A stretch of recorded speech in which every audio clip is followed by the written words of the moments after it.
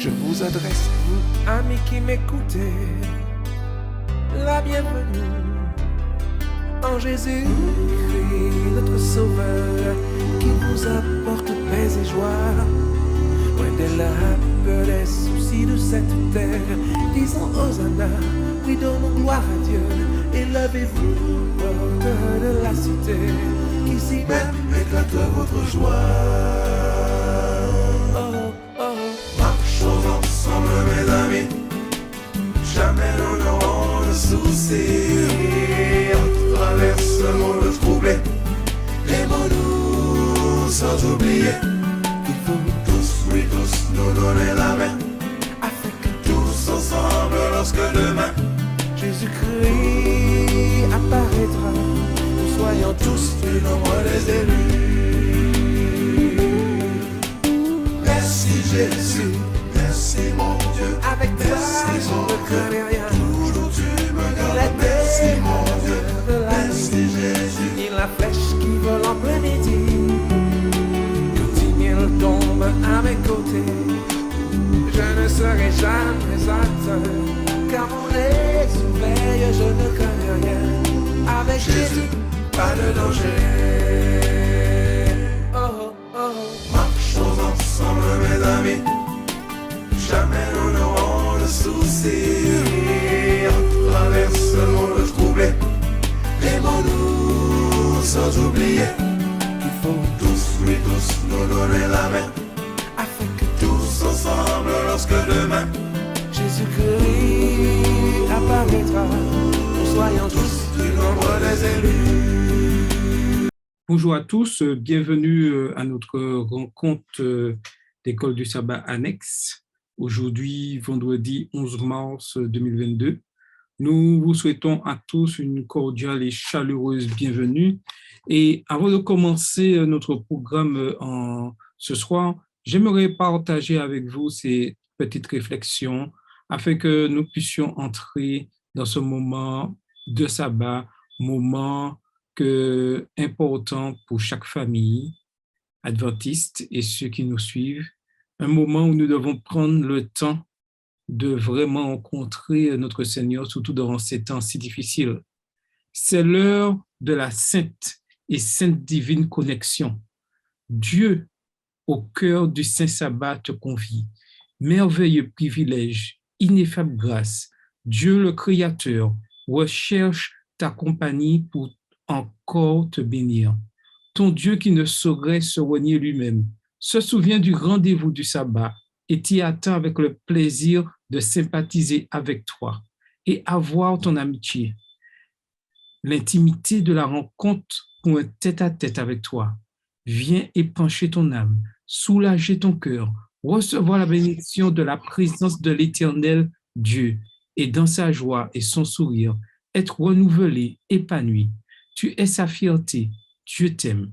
Alors, en dépit des hauts et des bas, adore, adore, adore Dieu. Bon sabbat à tous et que le Seigneur vous bénisse. Pour continuer notre moment de rencontre, nous allons chanter avec Carole au numéro 62 de notre hymne et louange. Comme d'habitude, nous fermons nos micros et nous chantons en même temps que Carole au numéro 62 du hymne et louange. Bonsoir Carole.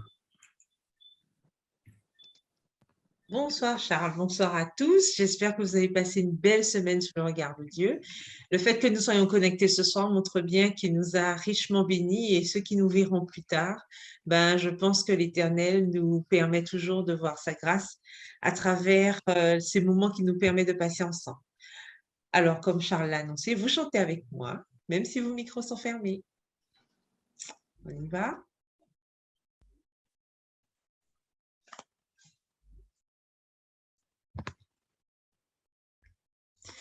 Ma richesse, ma gloire et ma félicité.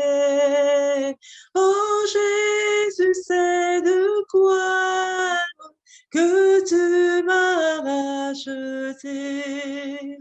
Rempli de confiance en toi, divin sauveur. Je vis dans l'espérance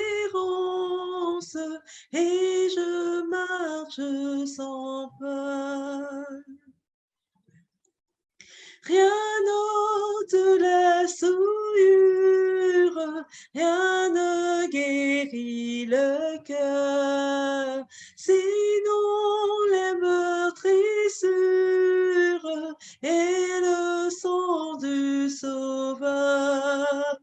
Oui, Jésus seul nous lave de toute iniquité et procure à l'esclave l'heureuse liberté.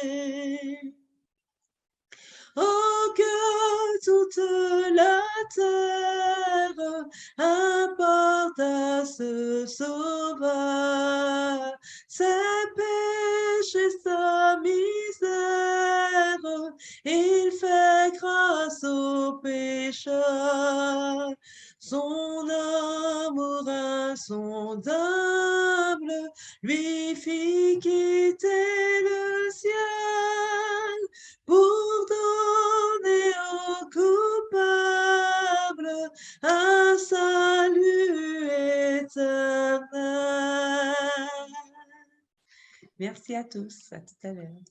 Merci, Carole. Et maintenant, je vais vous inviter à incliner la tête et nous allons prier avec Philippe.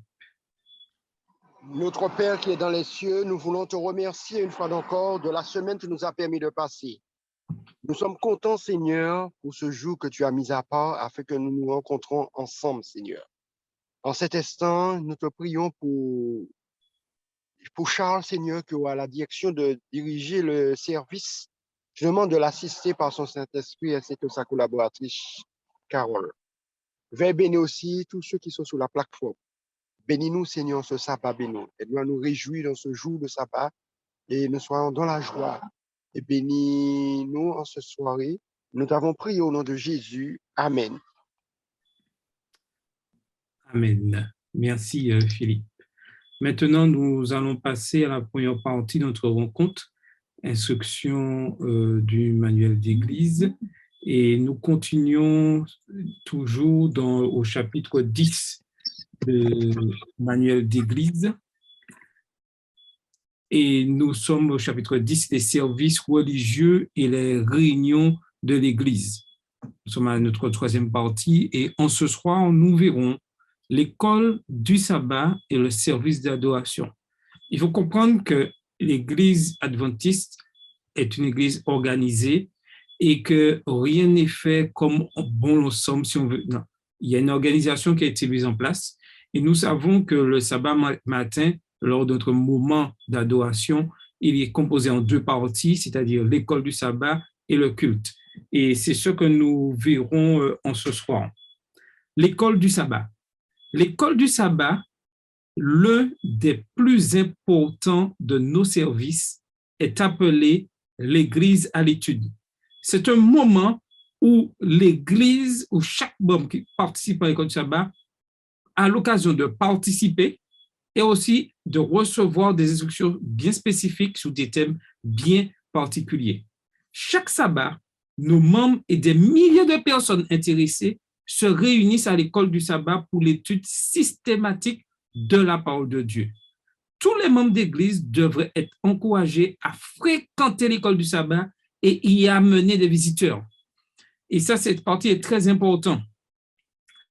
Malheureusement, on remarque avec le temps que lors du moment de l'école du sabbat, les églises sont un peu vides et c'est au moment du culte que c'est rempli. Mais rappelons-nous que l'école du sabbat est un moment clé très important. C'est l'église qui est à l'étude.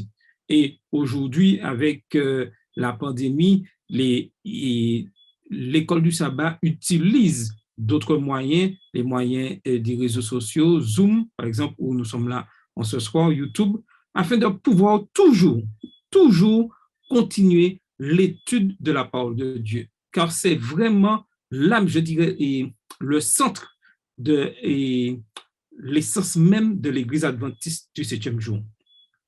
Chaque école du sabbat devrait s'engager à procurer des programmes appropriés aux différentes tranches d'âge, du matériel et des ressources sont disponibles à la fédération, à l'union et à la division.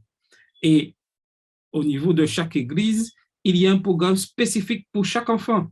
Dès le berceau, il y a un programme. Ensuite, il y a les jardins un peu plus grands, les 4-6 ans. Ensuite, il y a les primaires. Ensuite, il y a les tisons. Ensuite, il y a les explorateurs, les compagnons, les jeunes adultes et les adultes. Chaque tranche d'âge possède un matériel pour pouvoir étudier la parole de Dieu. Donc, dès tout petit au berceau, l'instruction est donnée. Et l'instruction de la parole de Dieu commence au premier endroit, dans la famille. C'est le premier endroit où l'enfant connaît et apprend à connaître la parole de Dieu. Et ensuite, l'Église accompagne. Ce n'est pas l'Église qui instruit, c'est dans la famille et l'Église accompagne cette instruction. L'école du sabbat devrait également promouvoir des activités missionnaires locales et mondiales, l'offrande des missions et procurer suffisamment de temps pour l'étude de la Bible. Et c'est ce qui se passe actuellement où nous avons à l'école du sabbat le bulletin, les missions, nous avons le moment des offrandes. En ce moment, vu en Martinique les restrictions que nous sommes imposées, c'est vrai que l'Église n'a pas les membres, lorsqu'ils sont à l'Église, n'ont pas ce moment d'échange d'études, vu la pandémie, vu la distanciation qui est en place, mais par la grâce de Dieu, nous avons des moyens et nous nous retrouvons régulièrement chaque vendredi sur Zoom pour pouvoir discuter, avoir ce moment. N'oublions pas que Dieu est toujours au contrôle et utilise tous les moyens, mais les moyens pour étudier la parole de Dieu. Et Zoom et la réunion d'école du sabbat annexe que nous avons est là pour ça, pour permettre d'avoir ces moments de discussion et d'échange. Maintenant que l'école du sabbat est terminée, fonctionne tout ça, maintenant il y a les annonces. La longueur et le caractère des annonces faites pendant les services du sabbat devront faire l'objet d'un contrôle attentif de la part de ceux qui président. Toute annonce n'ayant aucun rapport spécifique avec le culte d'adoration ou avec les activités de l'Église doit être exclue afin de maintenir un esprit d'adoration et de respect du sabbat. Plusieurs de nos églises distribuent des bulletins contenant l'ordre du service et les annonces de la semaine. Cela permet de supprimer ou de réduire les annonces orales. Quand ces bulletins n'existent pas, il est préférable de faire ces annonces avant le commencement du service, c'est-à-dire avant le moment du culte d'adoration. Et il est très important de comprendre ce moment-là. Les annonces, c'est quelque chose de très important, mais elles doivent être vraiment précises et courtes afin que les auditeurs, les membres présents et ceux qui suivent aussi par le net puissent être toujours concentrés que c'est le sabbat et nous sommes en plein service d'adoration. Il est très important de pouvoir sélectionner les annonces et l'idéal, c'est d'avoir ce bulletin afin que chaque membre puisse avoir ses annonces.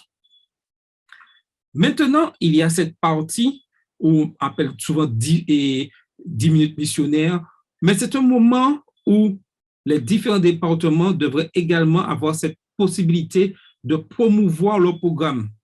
Mais surtout, on veillera à ne pas empiéter sur le temps de l'étude de la Bible et du sermon. N'oublions pas, ce qui est important, le sabbat matin, c'est l'étude de la Bible et le sermon. Ce sont les deux, je dirais, moments clés, les deux moments forts du service d'adoration le sabbat matin. L'étude de la Bible, où les membres discutent entre eux, c'est le principe. Le maximum, c'est d'éviter les classes uniques. Comme je le disais, malheureusement, avec la pandémie, nous sommes restreints, nous sommes un peu limités, mais en temps normal, évitons le plus souvent les classes uniques, faisons des petites classes, des petits groupes, afin que chaque membre puisse pouvoir s'exprimer. C'est là la richesse de l'Église adventiste du 7e jour. Maintenant, passons au service d'adoration. Le service d'adoration du sabbat est le plus important de tous. Les membres s'assemblent chaque semaine pour s'unir dans l'adoration à Dieu, dans un esprit de louange et de gratitude, entendre la parole de Dieu, grandir en grâce, renouveler leur force spirituelle en vue des luttes de la vie et connaître ce que Dieu attend d'eux dans l'œuvre du salut des âmes. La révérence, la simplicité et la ponctualité devrait caractériser ce service. Bien précis, c'est un moment pour entendre la parole de Dieu, et j'insiste sur cette partie-là, entendre la parole de Dieu, grandir en grâce, renouveler leur force spirituelle en vue des luttes de la vie et connaître ce que Dieu attend d'eux. Et ça, c'est très important pour le culte. Le caractère sacré du service. Et Mme White dit dans le livre Review and Herald, le 14 avril 1885, « Votre devoir n'est-il pas de planifier avec méthode, intelligence et soin l'organisation des réunions religieuses, et ce, afin de procurer le plus grand bien et de produire la meilleure impression sur les assistants? » On n'arrive pas là comme par hasard samedi matin et puis on se dit, qui prêche, qui va faire, qui fait. Non, tout doit être planifié à l'avance et le plus souvent, soit c'est l'équipe pastorale qui gère ceci ou soit un groupe est nommé pour l'organisation de cela. Rien n'est fait au hasard, on arrive là, on cherche, je sais pas. Non, tout doit être planifié à l'avance, organisé, afin toujours qu'il y ait cette impression sur les assistants et qu'on soit vraiment dans le service d'adoration. Et elle continue dans le livre vers Jésus, « Notre Dieu est un Père, tendre et compatissant. Ne considérons jamais son service comme un labeur déprimant et angoissant. Adorer le Seigneur et travailler à son œuvre devrait être pour nous un plaisir. Que Jésus-Christ et Jésus-Christ crucifié soient l'objet de notre contemplation, le thème de nos entretiens et de nos plus douces émotions. C'est par nos actions de grâce et de notre reconnaissance que notre culte se rapprochera le plus de celui des armées célestes. Celui qui offre pour sacrifice des actions de grâce me glorifie. Psaume 50, verset 23. Venons donc en présence du Seigneur avec respect, mais aussi avec joie pour lui apporter action de grâce et le chant des cantiques. Ésaïe 51, verset 3. Extrait du livre vers Jésus, les pages 158 et 159. Voici dans cet esprit que nous devons être dans le service d'adoration le sabbat matin. La forme du service. Le culte d'adoration du sabbat matin se divise en deux parties principales. La réponse de l'assemblée par la louange et l'adoration, s'exprimant par le chant, la prière et les offrandes, puis le message de la parole de Dieu. Et ça, c'est très important de bien comprendre ça. La louange, l'adoration s'exprimant par le chant, la prière et les offrandes. Et comme il y a quelques jours de ça, on parlait de la musique, le chant, c'est quelque chose d'important. Mais il est important aussi que les chants choisis soient des chants que l'assemblée, que les membres connaissent. Parce que c'est ensemble qu'on adore. Ce n'est pas un chant spécial, les chants qui sont chantés le sabbat matin. L'assemblée doit chanter avec le cœur. Donc, l'idéal, c'est que ce soit des chants qui soient connus des membres, afin que ensemble les chantres et l'assemblée puissent chanter en l'honneur à la gloire de Dieu. Et là, nous aurons vraiment une louange et une véritable adoration. Malheureusement, aujourd'hui, beaucoup de chants, on chante des chants, mais l'assemblée, les membres ne connaissent pas et on a l'impression que c'est un concert qu'on assiste. Ce n'est pas ça, l'adoration. L'adoration, c'est les chants et l'assemblée ensemble qui s'unissent pour louer le Seigneur. Et ensuite, il y a aussi la prière et le service des offrandes. Et ensuite, la partie importante, j'insiste sur cette partie-là, et la manière dont j'insiste, le message de la parole de Dieu, qui est le moment important du culte d'adoration. Il n'existe pas de forme immuable pour la célébration du culte public. Un programme simple convient mieux à un véritable esprit d'adoration. Les préliminaires ne devraient en aucune circonstance empiéter sur le temps nécessaire à la prédication de la parole de Dieu. Et j'insiste sur ça. La parole de Dieu, c'est le plus important. Le reste a aussi son importance, mais nous ne devons pas empiéter sur le message du jour, la prédication. Le service missionnaire de l'Église, ça c'est un aspect important. Le premier sabbat du mois est le sabbat missionnaire de l'Église. C'est ce sabbat qui a été retenu au niveau de l'Église adventiste du 7e jour. Et il est bon de le rappeler car beaucoup de communautés oublient l'importance de ce premier sabbat, le sabbat missionnaire. Ce jour-là, le service d'adoration met l'emphase sur l'évangélisation laïque et peut même inclure des activités de plusieurs départements. Un accent très important dessus.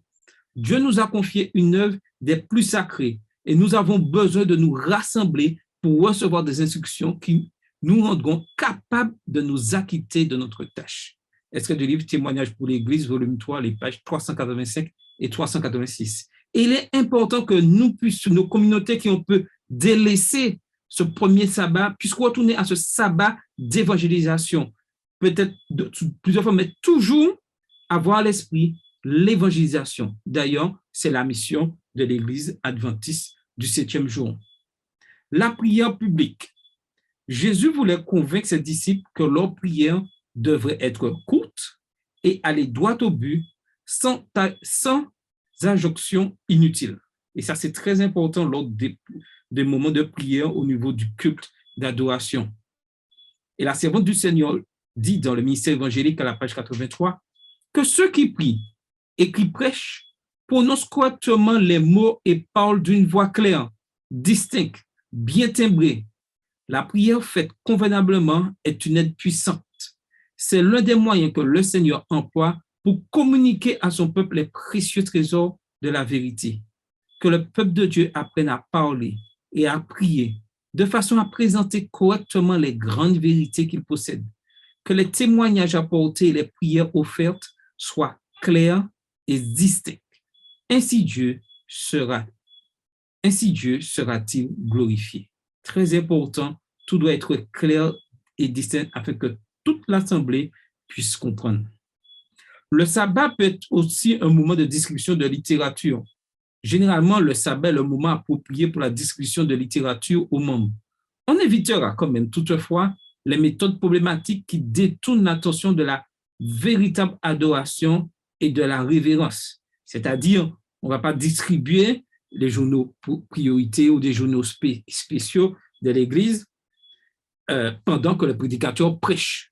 C'est complètement inapproprié parce que les membres seront plus concentrés sur cela. On profitera des moments, soit à la fin du culte, soit un moment où l'Église, entre guillemets, est en pause pour distribuer cette chose-là. Mais l'idéal, c'est le faire en début de programme avant que le service commence ou à la fin pour distribuer les littératures. Mais il est bon aussi quand même de distribuer des littératures le jour du sabbat afin que les membres puissent s'instruire et durant la semaine puissent consulter ces revues. Est-ce qu'il y aura des questions? Nous sommes arrivés à la fin du chapitre. Y a-t-il une question ou quelqu'un qui voudrait ajouter quelque chose sur cette partie? En tout cas, n'oublions pas que le service d'adoration est un moment important au niveau de l'Église adventiste où nous nous rencontrons, pas pour, je dirais, une sorte de club, mais nous nous rencontrons pour nous édifier, échanger, au départ à l'école du sabbat pour étudier, connaître mieux la parole de Dieu et échanger entre membres, et au culte d'adoration pour recevoir les instructions du prédicateur qui est influencé par le Saint-Esprit afin de nous donner force et courage pour pouvoir continuer durant la semaine et surtout dans ces temps si difficiles, ces temps de crise, avoir des messages qui nous réconfortent et nous permettent de corriger ce qui ne va pas chez nous afin d'être prêts lorsque Christ reviendra. Que chacun de nous puissions toujours continuer à étudier la parole de Dieu, à être de fidèles élèves de l'école du sabbat et de fidèles auditeurs au culte d'adoration, là où nous sommes, en présentiel ou par le net, mais en tout cas, adorons le Seigneur correctement le jour du sabbat. C'est mon souhait pour chacun de vous.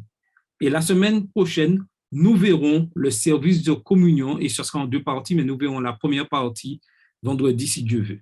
En tout cas, que le Seigneur vous bénisse. Amen. Maintenant, nous allons passer au bulletin missionnaire avec Carole.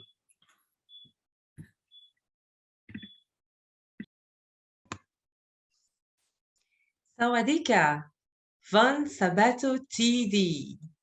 Vous vous demandez peut-être quelle langue est-ce que je parle. En fait, c'est la langue du pays dont nous allons parler ce soir. L'histoire nous vient de la Thaïlande. Pour ceux qui auraient reconnu, je viens de parler le thaï. Donc, je viens de vous dire bon sabbat, bonsoir d'abord, puis bon sabbat. L'histoire, donc, c'est celle de Charmaine Khoo, qui a 38 ans. Et comme je vous le disais, elle nous parle de la Thaïlande. Une mère qui pardonne, c'est le titre de notre histoire et c'est la première partie ce soir. Elle nous dit que quand elle a donné son cœur à Jésus, le Saint-Esprit l'a convaincue au sujet d'un péché avec lequel elle avait lutté pendant de nombreuses années. Ce péché particulier qu'elle avait, en fait, était la transgression de l'un des 10 commandements. Honore ton père et ta mère, qui se trouve dans Exode 20, le verset 12. Elle a pris conscience de ce péché en faisant la prière de David. Sonde-moi, ô Dieu, et connais mon cœur. Éprouve-moi et connais mes préoccupations. Regarde si je suis sur une mauvaise voie et conduis-moi sur la voie de l'éternité. Psaume 139, les versets 23 et 24. En fait, elle nous raconte que les ennuis ont commencé quand elle a décidé de sortir avec un non-chrétien et ça se passait en Malaisie.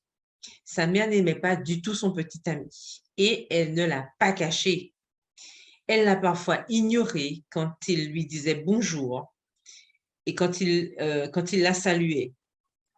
Elle semblait lever les yeux au ciel à chaque fois qu'elle le voyait.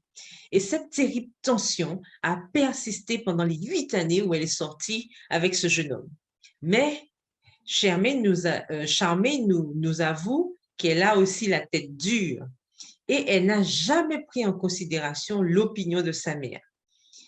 Et bien sûr, elle prenait plaisir à lui donner du fil à retordre, nous dit-elle. Et la tension est arrivée à un point où elle rentrait rarement à la maison, sans venir, car elle ne voulait pas passer du tout du temps avec sa mère. Elle a commencé à prier Dieu pour avoir le pardon et elle a demandé à Dieu de l'aider à garder le 5e commandement. Mais elle nous dit qu'elle a échoué tous les jours pendant les 2 ans qui ont suivi cette prière.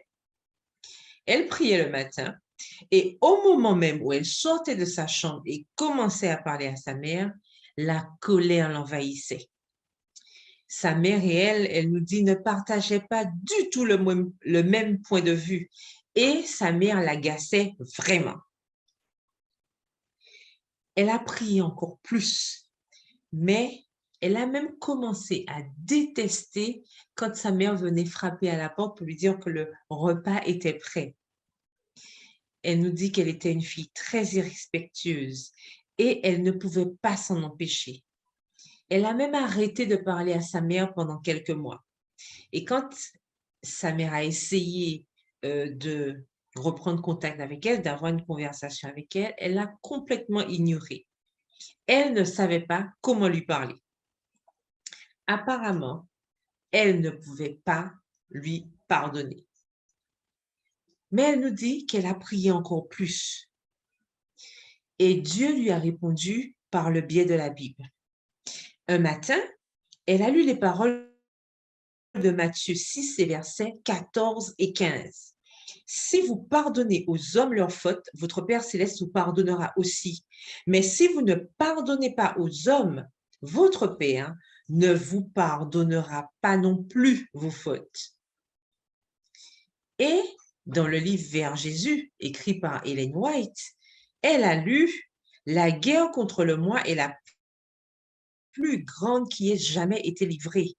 Pendant de soi-même, la soumission entière à la volonté de Dieu ne s'obtient pas sans combat, mais cette soumission est nécessaire à notre transformation et à notre sanctification. » Et cela se trouvait dans le chapitre 5 à la page 66 du livre. Et elle nous dit qu'elle a réalisé qu'elle s'accrochait à un péché dangereux. Elle a dû apprendre à pardonner à sa mère, mais elle ne pouvait vraiment pas le faire parce qu'elle ne pouvait pas s'humilier pour l'accepter et lui pardonner. Et elle nous dit que Dieu a continué le travail dans son cœur et l'a aidé à recommencer à parler avec sa mère. Loué soit Dieu, n'est-ce pas? C'était un début, mais elle savait que c'était un long chemin à parcourir. Et même si elles avaient renoué la relation, donc elles avaient recommencé à parler, elles sentaient que leur conversation manquait d'amour et de patience. Et dans sa sagesse humaine, elle nous dit qu'elle pourrait énumérer de nombreuses raisons pour lesquelles elle mériterait, en pensant à sa mère, d'être traitée grossièrement. Et plusieurs fois, elle a pensé que sa mère avait besoin d'une leçon parce que leur relation brisée n'était pas seulement de sa faute. Mais elle a demandé à l'Esprit Saint de la changer, mais que si cela n'était pas possible, de changer sa maman. Et elle s'est souvenue d'une citation bien connue d'un auteur inconnu. Parfois, Dieu ne change pas notre situation parce qu'il veut changer notre cœur. J'étais certaine que Dieu voulait me changer. Mais comment? Je vous donne rendez-vous la semaine prochaine pour la deuxième partie de cette histoire.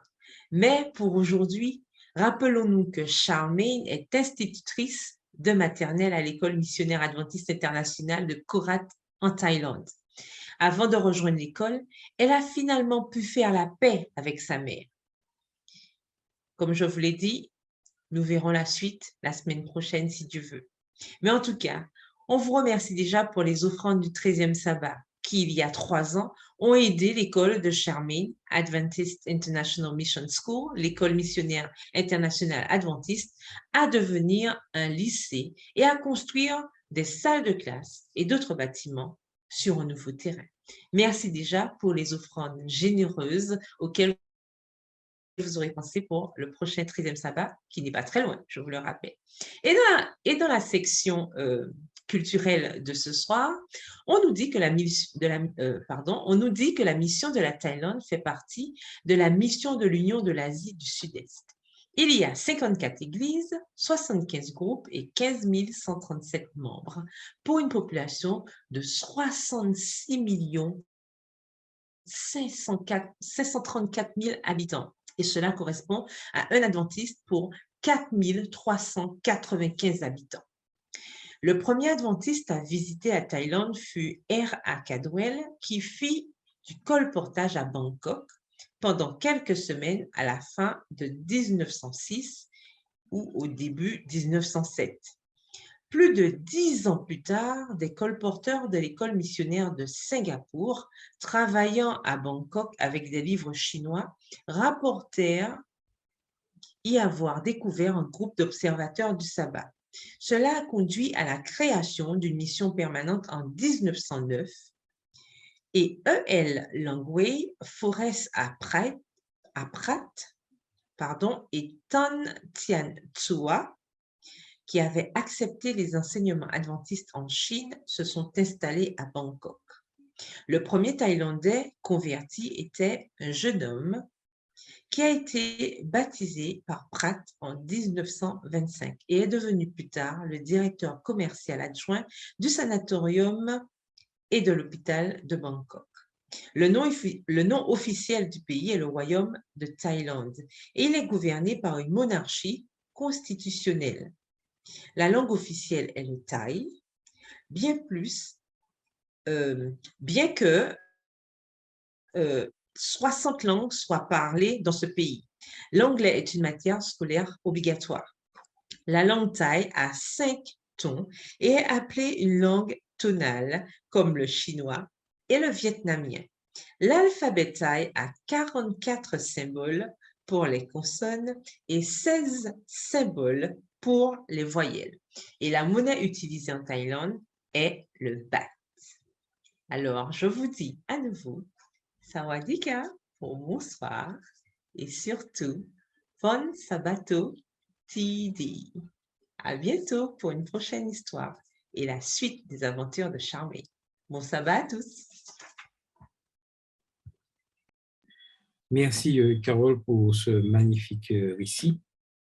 Maintenant, nous allons passer au moment important, au moment clé, la discussion de notre leçon de l'école du sabbat. Et cette semaine, nous avons étudié Jésus, chef et consommateur de notre foi. Nous sommes toujours dans le livre des Hébreux et j'espère que nous aurons l'occasion pleinement de pouvoir discuter et recevoir les instructions que Dieu a pour nous en ce soir. Si l'on doit chercher une définition biblique de la foi, nul besoin d'aller chercher plus loin qu'Hébreux 11, verset 1. Or, la foi est l'assurance des choses qu'on espère et la conviction de celles qu'on ne voit pas. Tout chrétien, tout adventiste du 7e jour, tout étudiant, toute personne qui cherche à connaître Dieu connaît ce texte. Or, la foi est l'assurance des choses qu'on espère et la conviction de celles qu'on ne voit pas. Tout le chapitre explique et illustre ce que signifie s'accrocher aux promesses de Dieu sans avoir de preuves visibles pour notre foi. Et c'est ce qui nous permet d'être là régulièrement, à étudier la parole de Dieu, à écouter ses instructions, à partager, car nous savons que nous avons un Dieu qui tient toujours ses promesses et qui n'abandonne aucune de ses créatures si ces créatures se laissent diriger par lui. Le chapitre sur la foi commence par une citation d'Habakkuk 2, les versets 2 à 4. Habakkuk demande à Dieu pourquoi il n'intervient pas alors que les méchants détruisent les justes. Et ce verset est toujours d'actualité aujourd'hui au XXIe siècle. Et nous nous demandons souvent et nous disons constamment au Seigneur, pourquoi Dieu, tu n'interviens pas alors que tu vois que les méchants détruisent les justes, les méchants maltraitent les justes. Nous qui sommes justes, obéissant à ta parole, nous sommes oppressés par tes ennemis. Cette question est toujours d'actualité aujourd'hui au XXIe siècle. Dieu rappelle, et c'est important de comprendre ce que Dieu dit à Habakkuk. Dieu rappelle à Habakkuk qu'il y aura un laps de temps avant qu'il n'agisse. Et c'est ce message que Dieu nous partage en ce soir, nous faire comprendre qu'il est au contrôle de tout et qu'il y aura un laps de temps. Et c'est lui seul qui est maître avant qu'il n'agisse. Mais nous avons cette certitude qu'il agira. Contrairement aux apparences, ce laps de temps ne constitue pas un retard de la part de Dieu. Des fois, nous disons, ah oui, mais le Seigneur nous a oublié pendant du retard. Non, cela ne constitue pas un retard de la part de Dieu. Entre-temps, le prophète doit faire preuve de foi. La foi va de pair avec la persévérance. Et ce message est capital pour nous aujourd'hui. Savoir que la foi va de pair avec la persévérance. La foi va de pair avec la persévérance. Les héros d'Hébreux 11 firent preuve de persévérance et de foi dans l'inconnu. Et aujourd'hui, nous vivons la même chose. Nous faisons de preuve de persévérance. Nous attendons le retour du Seigneur, tout en proclamant l'évangile, tout en étant dans la mission de l'évangélisation. Et nous sommes complètement dans l'inconnu. Nous ne savons pas ce qui va se passer demain, bien que le Seigneur nous ait donné les prophéties, des choses vont s'accomplir, mais demain, nous ne savons pas ce qui va se passer. Et lorsque nous écoutons nos dirigeants, et même le président de la République française, qu'il dit qu'il est pessimiste sur l'avenir, il ne sait pas ce qui va se passer.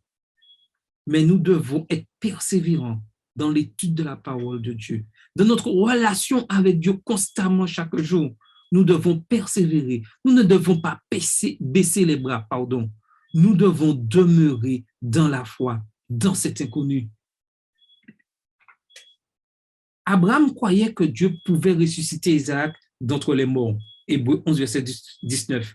Car Abraham était déjà marqué par la mort quand il devint père d'Isaac. Hébreux 11, verset 12. Nous connaissons l'histoire. Moïse, bien que destiné à devenir le monarque du plus grand empire de l'Antiquité depuis le déluge, choisit les mauvais traitements et la souffrance avec le peuple de Dieu plutôt que la jouissance éphémère des palais des pharaons. Moïse prit cette décision parce qu'ils regardaient vers la récompense future promise par Dieu. Hébreux 11, verset 26. Et c'est à ce que Dieu nous appelle aujourd'hui, à penser à cette récompense future que Dieu nous a promis. Et il nous l'a dit dans Jean 14, verset 1 à 3, je vais vous préparer une place. Voilà ce que Dieu demande à chacun de nous, que nous soyons persévérants, persévérants, persévérants. Les auditeurs d'Hébreux pouvaient s'identifier à Moïse, parce qu'il traversait des circonstances similaires. Et nous aussi, nous devons nous identifier à Moïse parce que nous traversons tous, et personne sans exception, des circonstances similaires. Eux aussi avaient besoin de regarder vers la récompense à venir. Et c'est ce message que Dieu veut que nous comprenions aujourd'hui. Nous devons regarder vers la récompense à venir. Dans Hébreux 11, l'exemple qui retient notre attention ensuite est celui de Rahab, une prostituée païenne. Quel paradoxe! Elle entend pourtant parler des actes de Dieu. Elle croit en lui et elle agit sur la base de sa foi quand elle cache les espions hébreux. Josué 2, les versets 8 à 11. De la même manière, les auditeurs de l'Épître aux Hébreux ne voient pas Jésus, mais ils sont appelés à croire et agir par la foi en réponse aux paroles de Dieu. Qui de nous, en ce soir, a vu Jésus? Nul de nous, au XXIe siècle, n'a connu Jésus. Mais nous croyons à son pouvoir, à ce qu'il fait en nous. Nous avons cette foi en réponse aux paroles de Dieu. Est-ce que quelqu'un voudrait ajouter quelque chose avant qu'on puisse continuer, partager ou une question quelconque ajoutée à ce qui a été dit dans cette première partie de présentation de la foi?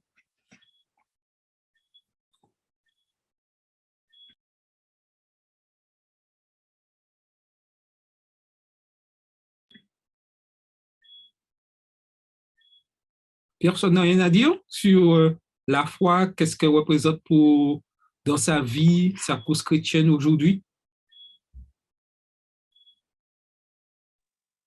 Moi, je dirais, je peux parler. Oui, vas-y, Philippe. Moi, je dirais que la foi, c'est le moteur pour démarrer. Donc, Dieu a mis la foi, c'est un don de Dieu. Donc, comme Dieu dit, tu as dit, sans la foi, il est impossible, il faut que celui qui s'approche de Dieu croit que Dieu existe. Nous croyons que Dieu existe, mais Dieu veut aller plus. Ouais, nous avons eu des exemples là, des exemples des héros de la foi comme Abraham, comme Rahab, comme Moïse. Hein? Donc, ils ont mis leur espérance en Dieu et c'est ça qui les a permis d'avancer. Donc, on a vu que le temps de Dieu n'est pas, comme on dit, que le temps de Dieu, comme tu as parlé de la persévérance, hein? La persévérance, le temps de Dieu, ce n'est pas notre temps. Donc, Dieu veut, tu as parlé d'Habakkuk, hein? Dieu veut montrer que c'est lui qui gère les situations. Dieu a ses raisons, mais Dieu veut que nous faisons confiance. Hein? On a vu que des hommes de la foi, malgré ils ont espéré, mais ils ont salé de loin. Mais ça n'avait pas dit que Dieu n'a pas tenu ses promesses. Dieu a son heure et la seule chose que nous devons faire, c'est de croire et quelle que soit la situation. Et c'est ça qui nous permet de grandir, hein, parce que Dieu veut que nous grandissons afin que nous appuyions sur lui. Et tu as annoncé qu'Abraham, lorsque Dieu a demandé le sacrifice de son fils, il a dit que bon, si Dieu m'a permis, j'étais dans une situation que je ne pouvais pas avoir d'enfant, si Dieu m'a permis que j'ai l'enfant, eh bien, il pourra le ressusciter. Donc, on a vu la récompense qu'il avait. Eh bien, c'est ça que nous devons marcher par la foi. Et comme il est dit, le juste vivra par sa foi. Et quand on a la foi, eh bien, nous grandissons avec Dieu, nous faisons confiance à Dieu, c'est une confiance déjà, et c'est là que nous progressons. Donc, on dit que la foi vient de ce qu'on entend vient de la parole de Dieu. Le fait d'entendre que Dieu existe, c'est déjà l'embryon, je vais dire, comme je vais donner l'exemple, l'embryon du nouveau-né. Et au fur et à mesure, il grandit. Donc, pour moi, automatiquement, tout le monde doit tout le monde, et si le fait que nous croyons, c'est déjà le petit bouillon, et c'est Dieu qui fait grandir notre foi, et nous avançons dans l'espérance en Jésus. Et c'est pour ça qu'il est dit que le Jésus voit par sa foi, et c'est ici la persévérance des saints. Nous croyons, quelle que soit la situation, Dieu a dit, je reviendrai et je vous prendrai avec moi. Ça, j'avais à dire. Oui, quelqu'un d'autre voudrait ajouter quelque chose? Oui, Carole? Attends, Oui, il y a Yolette. Il y a Yolette. Merci, Yolette. Moi, je dis que là, j'ai une définition de la foi que j'aime beaucoup. La foi, c'est mettre ta main dans le vide et avoir l'assurance que en sortant ta main sera pleine. Donc, c'est quoi? J'aime bien ce chant qui dit, le chant des héros qui dit c'est par la foi que voyons l'invisible. Ils se sont levés à l'appel du Seigneur. Alors, je ne fais pas un chant spécial, peut-être que vous connaissez déjà ce chant. Donc, sans la foi, quand il dit sans la foi, il est impossible d'être agréable à Dieu. Donc, pour la croire, c'est faire confiance à un Dieu Seigneur, au Dieu invisible, faire confiance à tout ce qui est, à ce qui est impossible, qui peut venir que de Dieu. Donc, si tu n'as pas la foi, il est impossible de persévérer, puisque si je fais confiance à Dieu, je sais que Dieu m'a promis la vie éternelle. Donc, il faut que je sois persévérant dans la foi pour arriver au but. C'est ce que je peux dire concernant la foi. D'accord. Alors, je crois qu'il y a Odile aussi qui voulait intervenir. Oui, oui. Oh, oui. Je voudrais dire que s'il y a un temps où nous devrions avoir la foi, c'est bien aujourd'hui. S'il y a un temps où on doit faire confiance à Dieu, c'est bien aujourd'hui parce que la vie maintenant est incertaine et du jour au lendemain, on peut se retrouver dans n'importe quelle situation. Et la seule personne qui pourra gérer, qui pourra nous donner les ressources qu'il faut, c'est bien Dieu. Et si on n'a pas la foi justement en Dieu, ben, c'est sûr que nous allons chercher à régler le problème par nous-mêmes et c'est sûr que le plan de Dieu et notre plan, ça ne correspond pas du tout le plus souvent. Donc, on a tout intérêt maintenant à avoir la foi en Dieu et surtout à ne pas douter. Parce que ça peut arriver aussi que la façon que l'on pense que Dieu va régler le problème, ce n'est pas du tout comme ça que les choses risquent de se passer. Il ne faudra pas douter, il faudra garder la foi et faire confiance à Dieu jusqu'au bout. Ouais. Merci, Odile. Je crois que Carole voulait intervenir. Oui, oui, et je voulais ajouter à tout ça qu'il ne faut pas oublier quelque chose d'important, c'est que la foi est un don de Dieu. Donc, on a ça dans Éphésiens 2, le verset 8, qui nous dit, c'est par la grâce que vous êtes déjà sauvés par le moyen de la foi, et cela ne vient pas de vous, c'est le don de Dieu. Donc, il ne faut pas déjà qu'on s'étonne que certains n'aient pas la foi, puisque de toute façon, ça arrivera, hélas.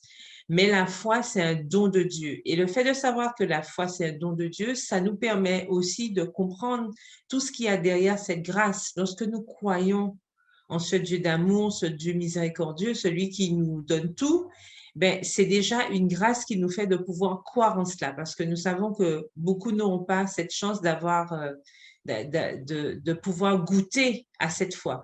Et ce que je trouve intéressant avec la foi aussi, c'est l'inconnu, en fait.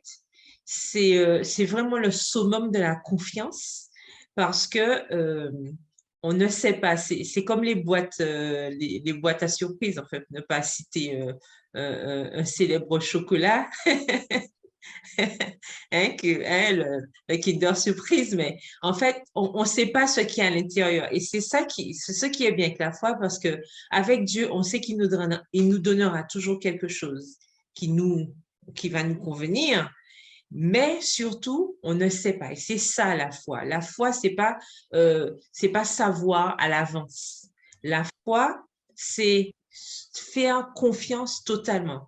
Et je pense que ça, c'est une expérience vraiment extraordinaire avec Dieu, puisque lorsque nous exerçons notre foi, nous lui permettons d'agir dans notre vie et de nous faire justement comprendre que nous comptons totalement sur lui. Et ça, c'est une expérience merveilleuse que vraiment tout le monde devrait faire et que malheureusement, tout le monde ne fera pas. Mais remercions Dieu justement de pouvoir faire cette expérience parce que avec tout ce que nous vivons, c'est une expérience, nous voyons bien que c'est quelque chose vraiment de magnifique à vivre avec notre Dieu. Merci, Carole. Donc, continuons à être vraiment et garder cette foi en Dieu. Maintenant, il y a un mot qui est apparu, creato ex nihilo, en latin, création à partir de rien. Cette expression décrit la conception selon laquelle l'univers a été créé par Dieu à partir de rien. Et ça, c'est une des doctrines de l'Église adventiste du 7e jour. L'univers a été créé par Dieu à partir de rien. Hébreux 11, verset 3, est l'un des textes habituellement cités pour soutenir l'idée d'une création ex nihilo. Par la foi, oui, par la foi, nous comprenons que l'univers a été formé par la parole de Dieu. Nous n'étions pas là, mais la foi nous permet de le croire. De sorte que le monde visible n'a pas été fait à partir de choses visibles. Ce passage peut être interprété de cette manière. Mais nous allons examiner une autre compréhension de ce texte. Après la définition de la foi dans Hébreux 11, verset 1, Paul passe aux anciens qui étaient loués pour leur foi. Verset 2 d'Hébreux 11. La liste des fidèles ne commence pas par Abel, étonnamment, mais par nous, c'est-à-dire nous, les auditeurs, et par Paul, l'auteur. Et pour nous, aujourd'hui, c'est la même chose. Aujourd'hui, si Paul s'adresse à nous, c'est à nous, les auditeurs qui vivons en présence maintenant. Nous vivons cette foi. Par la foi, nous comprenons, exprime un point de vue intellectuel d'une réalité de foi. Nous comprenons que l'univers, c'est littéralement les mondes, l'univers a été créé par la parole de Dieu. La création ne peut être comprise que par la foi, affirme Paul. Et c'est un exercice de foi. Ce n'est que par la foi que nous pouvons y croire.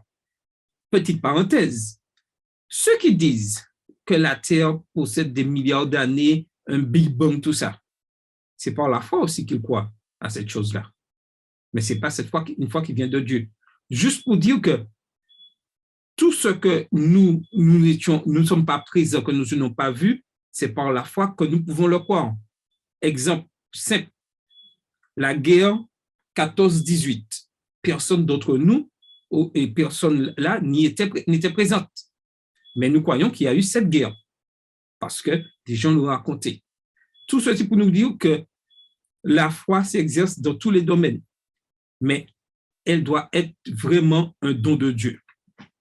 En outre, ce qui est visible n'a pas été fait à partir de choses visibles. En d'autres termes, le monde de la création est visible, mais son origine ne l'est pas. Son origine se comprend intellectuellement uniquement par la foi. Quelle est cette origine invisible? Est-ce ex nihilo, à partir de rien, que Dieu a créé les mondes visibles? Le texte dit, ce qu'on voit n'a pas été fait de choses visibles. Hébreux 11, verset 3. Ce qui signifie que les choses qui ne sont pas visibles ne sont pas nécessairement existantes. Par exemple, nous ne voyons pas le vent, mais cela ne veut pas dire qu'il n'existe pas. Et aujourd'hui, nous l'avons vu. Personne ne peut dire, personne n'a vu le vent, mais a ressenti ce vent qui soufflait énormément aujourd'hui en Martinique. Se pourrait-il que les choses invisibles à partir desquelles les mondes ont été faits soient une référence à la parole de Dieu? Si c'est le cas, il s'agit d'une allusion claire au récit de la création de Genèse 1, où la parole de Dieu est la source de la création. Dieu dit et répète et est répété dans Genèse 1, 3, les versets 6, 9, 11, 14, 20, 24 et 26. Autrement dit, le monde sensoriel provient d'une puissance qui demeure inaccessible pour nos sens, la puissante parole créatrice de Dieu. Si c'est vrai, alors une meilleure explication du verset 3 apparaît. Au lieu de faire référence à la création ex nihilo, Paul se sert d'une structure parallèle pour souligner l'invisibilité de la parole de Dieu. Remarquez 3 séries d'idées parallèles d'Hébreux 11, verset 3. A, les mondes, A', ce que l'on voit, 3b, et verset 3, deuxième partie. B, ont été formés, 3a, B' a été fait. C, une parole de Dieu, et C' qu'on ne voit pas. Nous voyons ce parallèle. Ensuite, ou bien pour écrire cette structure autrement, grand A, par la foi, nous comprenons que les mondes, grand B ont été préparés, grand C, par la parole de Dieu, le parallèle A', de sorte que ce qui se voit, B' a été fait à partir de choses, C' qui ne sont pas visibles. Hébreux 11, verset 3. Voilà ce parallèle. Ainsi, nous voyons que la parole invisible de Dieu crée des mondes visibles. Cette compréhension du verset corrobore la préoccupation de Paul que ses auditeurs orientent leur vie vers les choses qu'on ne voit pas et qu'on espère. Or, la foi est l'assurance des choses qu'on espère et la conviction de celles qu'on ne voit pas. Hébreux 11, verset 1 de la version Darby. En résumé, on peut dire que la parole invisible de Dieu produit les mondes visibles et notre univers. Cela ne veut pas dire que Dieu n'a pas ou ne pouvait pas créer ex nihilo, mais uniquement que ce texte semble dire autre chose. Maintenant, réfléchissons à ces questions. Par la foi, nous comprenons, tout comme Paul et les auditeurs d'Hébreux, que Dieu a créé les mondes par sa parole puissante mais invisible. D'après vous, qu'est-ce qui a poussé Noé à bâtir une arche alors qu'il n'y avait jamais eu de déluge auparavant, ni même de pluie? D'après vous encore, qu'est-ce qui a poussé Abraham à se mettre en route pour un pays qu'il n'avait jamais vu ni exploré? Et d'après vous, une dernière fois, qu'est-ce qui a poussé Moïse à échanger la vie prestigieuse dans les palais de l'Égypte pour une vie misérable avec la génération de l'Exode? Vous avez la parole pour répondre à ces questions. Alors, d'après vous, on peut résumer par ces 3 questions qui ont vraiment un dénominateur commun? Alors, vous avez la parole.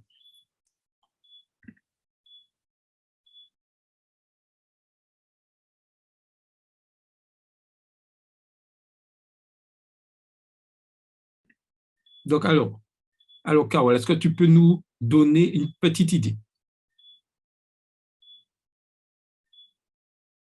Alors, c'est sûr que personne ne veut, ne veut donner son avis avant. C'est sûr, c'est sûr.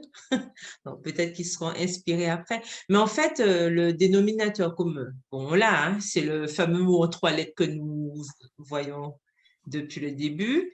C'est la foi, déjà, hein, c'est la foi. Et surtout, cet amour pour les choses célestes. Je vois que, en fait, le point commun entre Noé, Abraham et Moïse, par exemple, on voit bien que c'était des hommes qui avaient cru, qui avaient vraiment cet amour pour Dieu.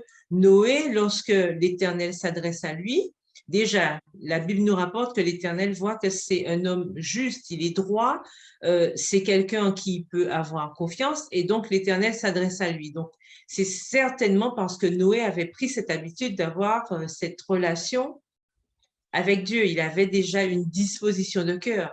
C'était aussi le cas d'Abraham, qui quitte un pays où c'était le chaos spirituel, entre guillemets, puisque l'Éternel lui demande de couper de tout cela pour aller à un endroit où il lui indiquera. Donc, à chaque fois, on voit que ce sont des actes de foi que ces hommes ont faits, mais ils ont préféré obéir à Dieu plutôt qu'aux hommes.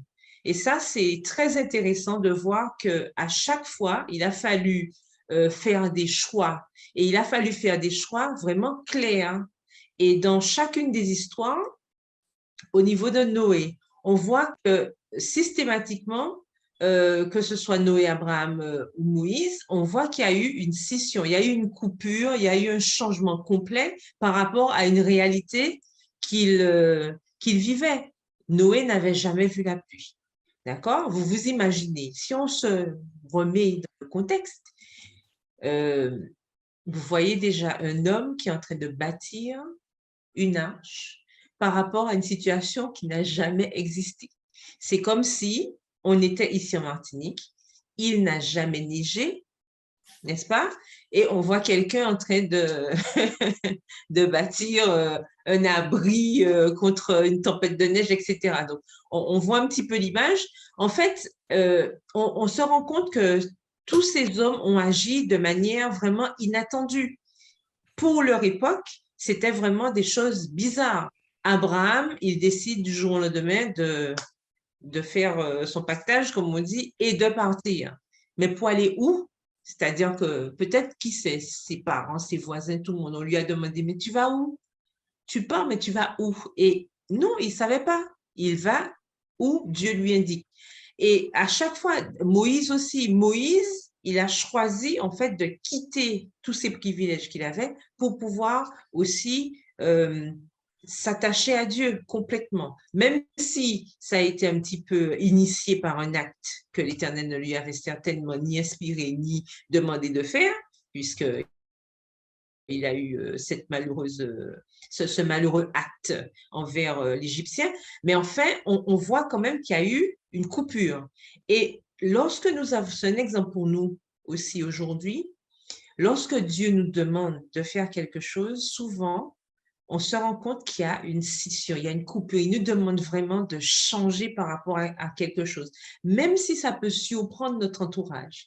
On a aussi l'exemple avec Paul. À l'époque où il était seul, on voit bien qu'il y a eu vraiment un tournant. Il a vraiment viré de bord, cet homme qui avait des intentions autres que ce que Dieu attendait de lui. Donc, pour nous aussi, aujourd'hui, c'est un exemple.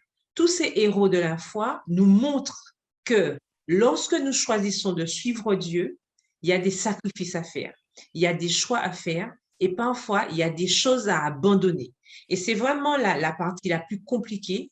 Et c'est en cela que le fameux chant le dit, la route du chrétien n'est pas facile, parce que des fois, pour suivre Christ, on sera amené à subir des railleries, à subir des moqueries, des trahisons, à voir les gens qui nous tournent le dos, on ne sait pas, ou expérimenter quelque chose de nouveau, quelque chose auquel on ne s'attendrait pas en fait, mais c'est là que la foi prend tout son sens parce qu'il faut croire, justement. Et ces hommes-là nous ont donné l'exemple et il n'y a pas de raison pour que nous qui arrivions derrière ne puissions pas faire aussi cette expérience parce qu'on a bien vu que tant qu'ils ont laissé Dieu diriger leur vie, ils n'ont pas eu à le regretter. Et nous aussi, ce sera pareil pour nous, il n'y a pas de raison. Si nous laissons Dieu nous guider dans nos choix, il n'y a pas de raison pour que nous ne puissions pas aussi jouir de cette assurance que ces hommes avaient, même si nous vivons en ce 21e siècle avec tous les défis et toutes les difficultés que cela comporte. Oui. Quelqu'un voudrait-il ajouter quelque chose? Oui, je voudrais dire que ces hommes, ce sont des hommes au départ, n'empêche, qui ont été choisis par Dieu dans des situations différentes, mais pour accomplir un but précis, c'est-à-dire le dessein de Dieu. C'était des hommes aussi qui avaient quand même au départ qui avaient la foi, certes, mais qui avaient quand même une certaine connaissance de Dieu, et Dieu savait très bien qu'en choisissant ces hommes, l'objectif final aurait été fait. Donc, je me dis que la foi, c'est bien d'avoir la foi, mais la foi ne va pas sans l'obéissance. Il faut une certaine obéissance à Dieu quand même. Et ensuite, on a la foi. une certaine connaissance, une certaine obéissance. Donc, la foi ne va pas sans l'obéissance et la connaissance de Dieu. Nous sommes tout à fait d'accord. Sans obéissance, il n'est pas possible. Oui, Carole? Non, je dirais même totale, parce que au début, c'est une certaine obéissance. Je vais dire totale obéissance, parce que vraiment, si c'est une certaine... Tout à fait. Tout à fait. Totale obéissance, c'est beaucoup plus efficace. Tout à fait, tout à fait. L'obéissance, c'est quelque chose de capital dans la foi. Sans obéissance, il est impossible d'avoir la foi. Puisque rappelons-nous que Caroline nous disait tout à l'heure que la foi, c'est un don de Dieu. Et Dieu mérite l'obéissance, a droit à notre obéissance. Et lorsque nous décidons d'obéir pleinement aux 10 commandements de Dieu, nous entrons dans ce processus de foi et nous croyons de plus en plus en Dieu. Maintenant, continuons. Voyons cette partie-là d'Ésaü ne trouva pas la repentance, voyant pourtant qu'il a recherché cette repentance avec l'âme.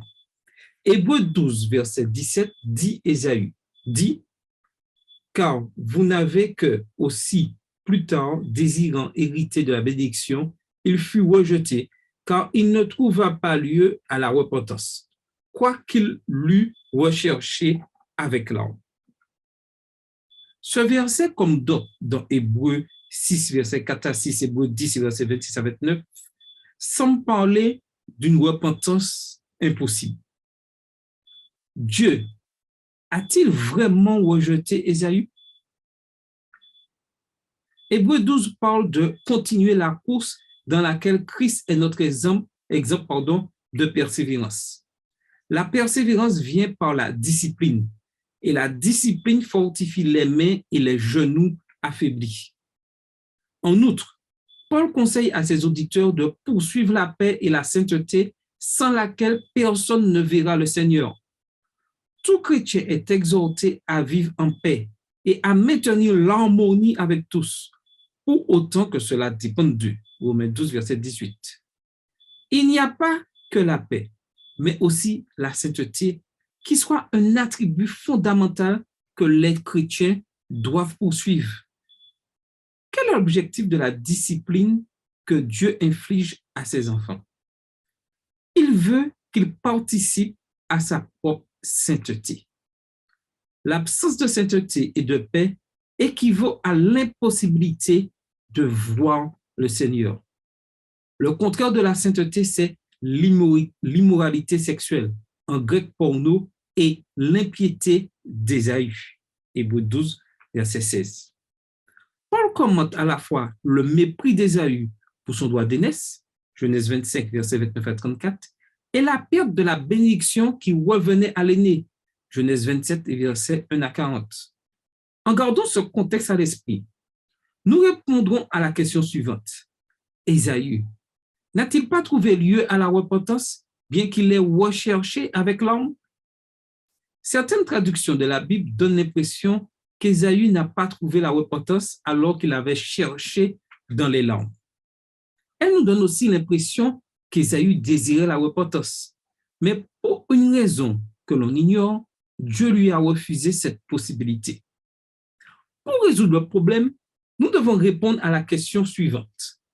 À quoi renvoie le pronom L' dans l'expression « quoi qu'il l'eût recherché avec l'âme ».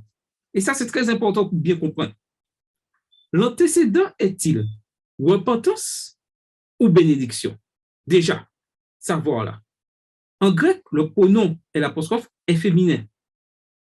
Par conséquent, le nom doit être également féminin. En français, le nom le plus proche de L' est repentance. C'est cette proximité qui est source là de confusion. En grec, repentance et bénédiction sont tous deux des noms féminins comme en français. Cependant, le nom repentance fait partie d'une expression fixe et va avec lieu. Et c'est pourquoi on traduit l'expression en question par lieu à la repentance. Donc, si Ésaü n'a pas trouvé lieu à la repentance, qu'a-t-il recherché avec l'homme alors? Le nom lieu en grec est un masculin, alors que le pronom féminin et l'apostrophe ne peut renvoyer à lieu. Ainsi, la seule option qui nous reste, c'est le nom situé un peu avant bénédiction. Ésaü n'a pas trouvé d'occasion de se repentir, alors qu'il avait pourtant cherché la bénédiction avec l'homme. Certaines traductions, comme la seconde 1910, rendent la grammaire grecque correctement en traduisant le verset de cette manière. Vous savez que, plus tard, voulant obtenir la bénédiction, il fut rejeté, quoiqu'il la sollicita avec l'âme, car son repentir ne put avoir aucun effet. Hébreux 12, verset 17 dans la version seconde 1910. Une telle traduction concorde aussi avec le récit de Genèse 27, versets 34 à 38. Le récit nous dit que Jacob avait trompé son père en se faisant passer pour Ésaü. Quand Ésaü vint présenter son bon repas à son père, Isaac fut surpris parce qu'il pensait avoir déjà béni son premier-né, Ésaü. Une fois qu'Isaac comprit qu'il avait été trompé par son fils, Jacob, il fut saisi d'un tremblement terrible. Genèse 27, verset 33. Ésaü, de son côté, prenant conscience que la bénédiction avait été déjà donnée, poussa un grand cri terriblement amer et dit à son père, « Moi aussi, bénis-moi, père. » Genèse 27, verset 34. Après le dialogue avec son père, Ésaü se mit à sangloter. Et vous pouvez voir cela dans Genèse 27, verset 38. En résumé, on peut dire qu'Ésaü ne pleura pas pour une occasion de se repentir de tout ce qu'il avait fait pour faire souffrir ses parents. Il pleura plutôt pour les bénédictions perdues, celles que son frère lui avait volées.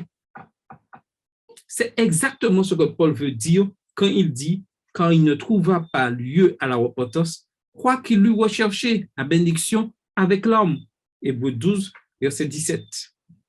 Dieu offre l'occasion de repentance à tous ceux qui veulent se repentir.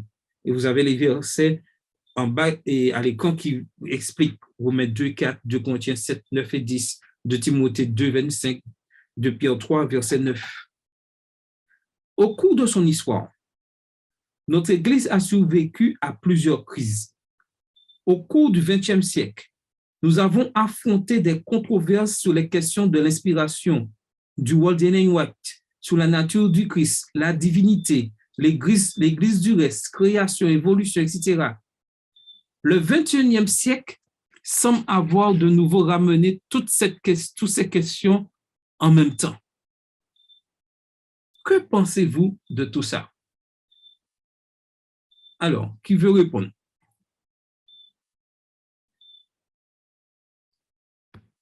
Reprends la question, Charles.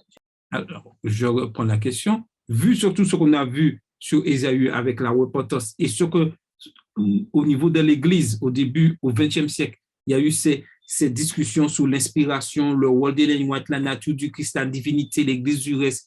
Aujourd'hui, au XXIe siècle, il semble avoir que ces débats reviennent encore d'actualité.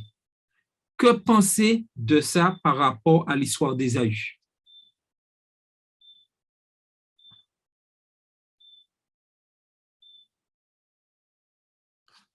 Alors, oui, Carole?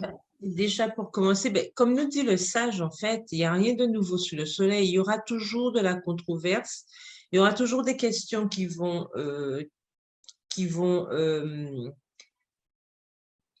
essayer, je vais dire essayer, parce que nous savons que c'est l'Église de Dieu de toute façon, et quel que soit ce qui surviendra, elle survivra, elle subsistera, ça, on n'a aucun doute là-dessus. Néanmoins, il faut savoir qu'il y aura toujours ce type de questions, puisque le malin de son côté essaie toujours de semer la zizanie là où il peut, et tant que Jésus ne reviendra pas, il y aura toujours ces questions-là qui reviendront. Sauf que la différence, et pour que nous ne soyons pas ébranlés, c'est là que toute la foi prend son importance, et c'est pour ça que l'étude de la parole de Dieu et l'aide de son Saint-Esprit, toutes ces choses, tous ces éléments sont vraiment primordiaux. Ces choses-là sont primordiales pour que nous puissions rester fermement attachés à nos valeurs, à nos croyances et à sa parole.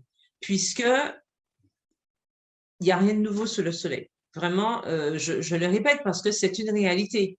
Il y a toujours eu des petites questions comme ça qui sont venues ébranler l'Église, et pourtant, l'Église est encore là aujourd'hui. Donc, il s'agit pour nous de toujours demeurer ferme à la base. À partir du moment où il y a la base, tout vent de doctrine peut venir, hein, mais nous allons rester fermement là, puisque nous savons en qui nous avons cru, nous savons à quoi nous attendre, nous savons que l'Église, c'est l'Église de Dieu, et de par le fait que c'est son Église, mais forcément, il envoie toujours les éclairages nécessaires. OK. Quelqu'un d'autre voudrait-il ajouter quelque chose? Oui, ces questions vont forcément revenir parce que par rapport aux dissidents, hein, ces individus qui vont à l'encontre des principes et qui remettent en question ne serait-ce que la Bible ou même aussi des doctrines telles que le Saint-Esprit ou encore le sabbat. Donc, comme a dit Carole, cette controverse sera toujours d'actualité puisque Satan a ses adeptes et forcément, il va essayer de dissimuler son venin de pouvoir contrecarrer la parole de Dieu, parce que c'est son but d'ailleurs. Tout à fait. Et il est important que nous puissions rester fidèlement accrochés à la parole de Dieu et avoir cette foi, car notre ennemi, lui, ne va pas sommeiller, il va tout faire pour nous déstabiliser. Et il faut que nous fassions très attention pour ne pas perdre, comme Ésaü a perdu son doigt d'aînesse, pour ne pas perdre tout ce que Dieu nous a donné en cherchant, je dirais, en mettant en doute ce que nous avons reçu, en voulant toujours, entre guillemets, avoir plus, revenir en arrière. Et il est important que nous puissions rester unis dans la parole de Dieu et laisser le Saint-Esprit faire le travail. Malheureusement, certains laissent beaucoup l'orgueil prendre le dessus. Et nous sortons riches, nous sommes comme l'apôtre Jean dit dans l'Apocalypse, l'église de la Odyssée. Nous sommes riches, nous nous considérons riches, nous croyons tout savoir, alors que nous sommes sans vêtements, sans rien, et nous sommes complètement nus. Donc, il est important que nous puissions rester humbles, fidèles à la parole de Dieu et garder cette foi. Car jour après jour, autant que nous vivons, l'ennemi proposera autant d'attaques que possible afin de déstabiliser notre foi. Est-ce que quelqu'un d'autre voudrait dire quelque chose, ajouter quelque chose? Oui, je voulais juste dire que pour rester accroché à la parole, il faut déjà connaître cette parole et puis la comprendre aussi. Parce qu'à un moment, la vérité sera vraiment très, très près de l'erreur. Et si on n'a pas l'Esprit de Dieu, on ne pourra pas discerner justement la vérité de l'erreur, le vrai du faux. Donc, il faut sonder, c'est vrai, les Écritures, mais il faut aussi comprendre aussi les Écritures. Il faut comprendre ce que nous lisons. Voilà. Très important. Et lorsque nous avons vu ce qui est arrivé à l'Église adventiste au début, au XXe siècle, il y a eu ces controverses. Mais dans les années 40, on avait l'impression que tout était réglé, on s'était mis d'accord, on avait réussi à gérer les choses. Et là, tout d'un coup, nous voyons à la fin des temps que des problèmes qui avaient été résolus au sein de l'Église adventiste ressurgissent. Et ça, c'est le travail de l'ennemi qui fait ce travail-là. Et il est important que nous puissions vraiment être accrochés à la parole, à l'étude de la parole de Dieu, passer du temps dans cette parole. Nous avons les leçons d'école du sabbat qui nous permettent de nous enrichir, de nous consolider. Nous avons ces moments d'échange pour pouvoir discuter. Si nous avons une question, nous avons des doutes, pouvoir poser des questions, échanger. Il est important que nous puissions faire cela parce que notre ennemi, le diable, lui ne chôme pas. Il fait tout pour nous déstabiliser. Donc, restons fermes dans l'étude de la parole de Dieu. Oui, Carole. Oui, et je voulais ajouter à tout ça qu'il est important pour nous aussi de garder la parole de Dieu telle qu'elle est. Je m'explique, pardon. En fait, il ne faut pas que nous voulions travestir la parole de Dieu. Quand je dis travestir, il ne faut pas vouloir mettre la parole de Dieu à notre sauce. Ce n'est pas ça l'idée. On doit prendre la parole telle qu'elle est et l'appliquer telle qu'elle est. pas de, comme on dit, sans jajoux, sans conservateur, comme on a entendu cette semaine lors de la réunion. En fait, pur jus. Il faut qu'on prenne la parole de Dieu pour ce qu'elle est. La parole, elle est claire. L'Éternel nous donne l'éclairage dont nous avons besoin. Comme nous rappelle un de ces versets, ce qui est caché, d'accord, est à Dieu, et ce qui est révélé est à nous. Donc, ce que Dieu nous a révélé, de toute façon, il nous l'a révélé pour de bon, et c'est pour que nous puissions raffermir notre foi. À partir du moment où nous avons cette parole qui nous éclaire et qui nous permet d'aller plus loin, on n'a pas besoin d'ajouter à côté des assaisonnements. C'est pas ça le but. Parce que c'est ça qui crée autant de religions aujourd'hui. Comme disait Corinne tout à l'heure, beaucoup de personnes veulent un petit peu faire de la dissidence et puis donner leurs propres avis sur des choses pourtant qui ont eu un éclairage depuis longtemps, mais comme ça ne correspond pas à ce qu'on a envie, surtout dans ce monde moderne où plus ça va, plus certaines réalités viennent à nous et on a envie, je dis bien, on a envie que ça ressemble à ce qu'on veut. Non, la parole de Dieu, elle est claire, elle nous dit ce que nous devons faire et ce que nous ne devons pas faire. Il ne faut pas adapter la parole de Dieu à l'époque où nous vivons. Il faut faire attention à cela parce que souvent, c'est ce qui conduit aussi à la dérive, c'est ce qui conduit à la dérive et aux erreurs, c'est parce qu'on veut adapter les choses. On veut croire que non, mais Dieu n'a pas dit ça, ou ça, c'est pas dans la Bible, ou voilà. Comme je l'avais déjà rappelé, je crois qu'il y a 2 leçons, lorsque le malin est venu tenter Jésus, il ne l'a pas tenté avec des choses qui étaient fausses. Il a utilisé la propre parole de son Créateur pour venir le tenter. Je ne sais pas si on réalise quand même le toupet du malin, mais en fait, il a quand même utilisé la parole de Dieu. Donc, si nous ne prenons pas cette parole dans le bon sens, c'est sûr que nous risquons de passer à côté. Et c'est pour ça qu'il faut faire attention à ne pas vouloir adapter les choses comme nous le voulons. Lorsque nous sommes conscients qu'il y a quelque chose qui ne va pas, il faut qu'on ait le courage de dire, ben, Seigneur, aide-moi justement à ne pas tomber dans cela parce que je crois que non, je sais que c'est pas bien, alors il faut que je me détourne, point barre, c'est tout. Il n'y a pas à chercher d'excuses, de tergiversations. Et aujourd'hui, malheureusement, c'est ce qu'on retrouve dans nos communautés. On a beaucoup de personnes qui veulent interpréter les choses. Comme j'ai vu dans le chat tout à l'heure, on veut interpréter, on veut faire croire que non, c'est pas ça. On veut faire comprendre que non, Dieu ne voit pas les choses ainsi. Et puis surtout, sous couvert de l'amour de Dieu, on intègre dans l'Église un peu tout et n'importe quoi sous prétexte que Dieu est amour, Dieu comprend, etc. Non, nous avons bien vu dans la parole, dans sa parole, que Dieu est un Dieu d'ordre déjà, qu'il donne des principes et lorsque ces principes ne sont pas respectés, il y a les conséquences qui vont avec. Et le pire, c'est que nous n'aimons pas les conséquences. On aime faire des bêtises, mais on n'aime pas les conséquences qui vont avec. Pour éviter d'avoir des problèmes, comme on dit, dans le doute, s'abstenir.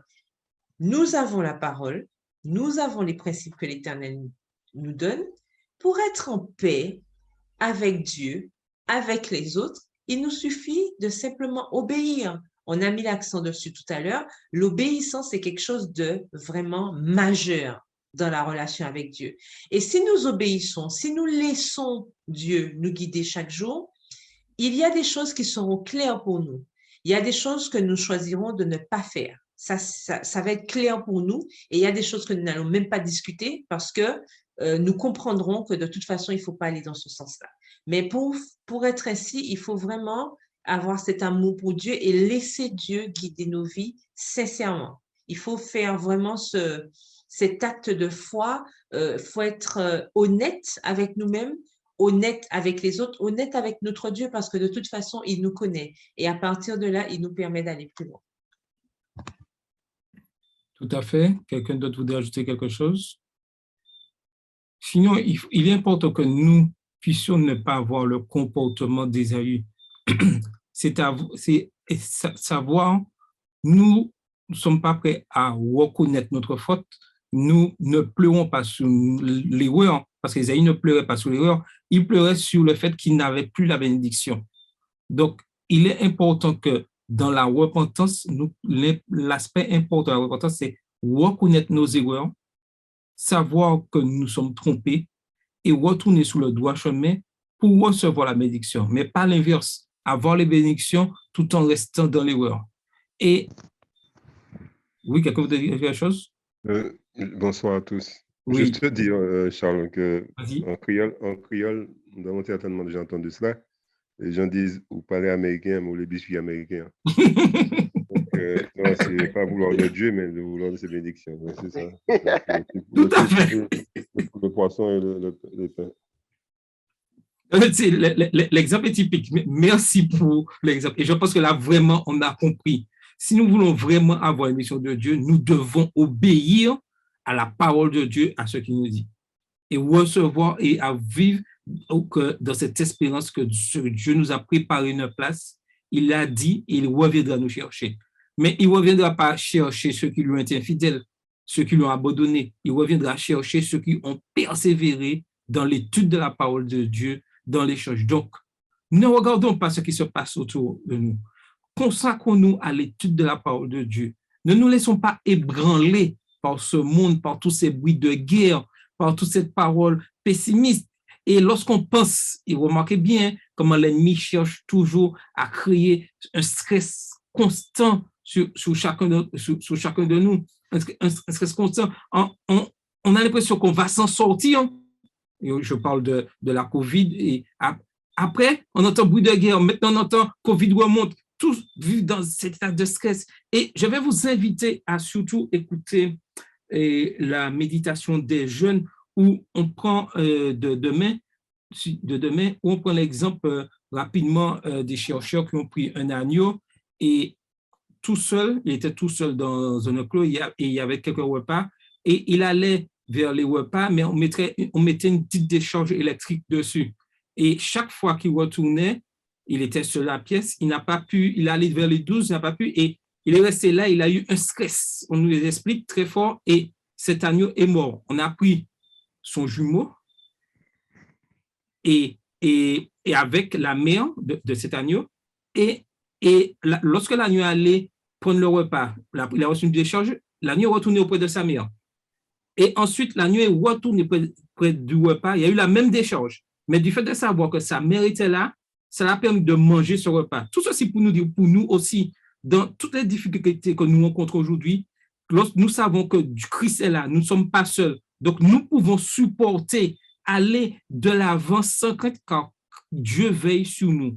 Faisons confiance à Dieu. Ayons la foi en ses principes.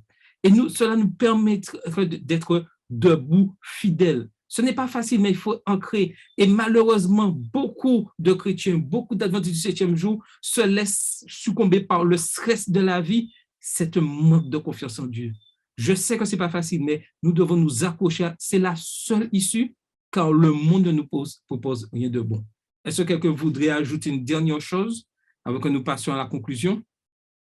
Oui, je voulais aussi, par rapport aux questions qui sont affichées, mais surtout la question numéro 3 que je trouve aussi intéressante, rappeler que lorsque nous faisons des études aussi, il faut penser à voir différentes versions, parce que ça aussi, ça nous aide à éclairer certains versets que nous serions amenés à ne pas pouvoir comprendre, où il y a des Bibles aussi qui sont, dont les versions sont expliquées.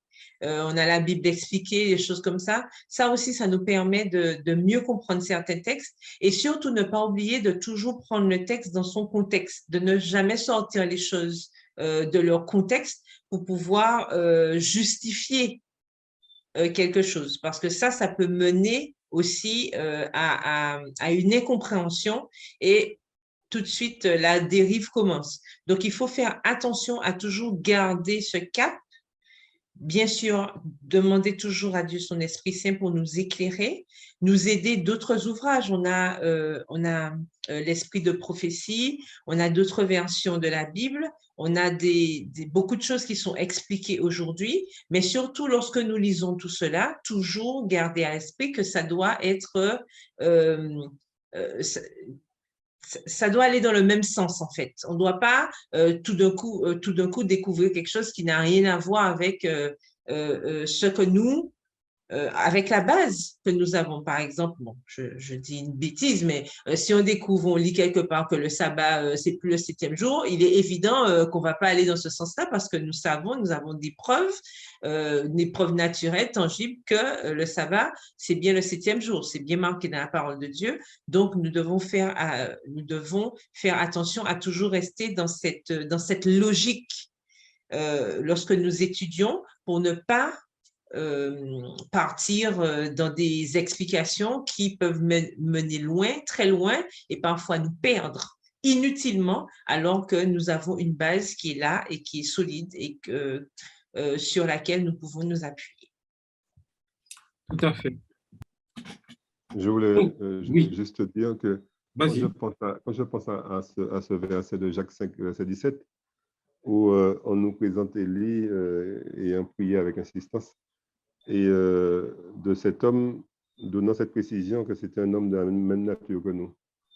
Et Élie, c'est un être humain, hein, des oreilles, une bouche, un nez, etc., etc.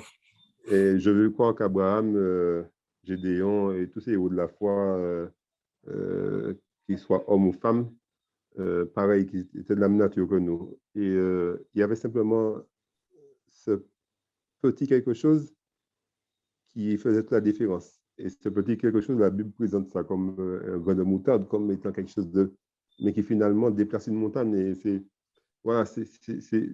ce qui nous manque, parce que c'est la foi, hein. C'est que je me rapproche de la parole de Dieu et je crois que cette parole est vérité. Je crois que Dieu existe. Voilà. Et finalement, en résumé, c'est cette leçon nous enseigne et n'arrête pas de nous enseigner encore plein d'autres choses. Et toutes ces choses-là, de ne pas venir près de la parole et dire, mais est-ce que ça qui est dans vous? Est-ce que ça a vraiment fait? Est-ce que vraiment il y a eu un déluge? Est-ce que la mer Rouge, Dieu a vraiment eu à ouvrir la mer Rouge? Non, c'est de s'approcher, de croire que ce que je lis là est vrai. Et de croire que Dieu a dit qu'il fera, et il fera. Si Dieu dit qu'il est avec moi tous les jours, de croire qu'effectivement il est avec moi tous les jours. Donc, c'était un homme de la même nature que nous qui a été enlevé et qui est au ciel.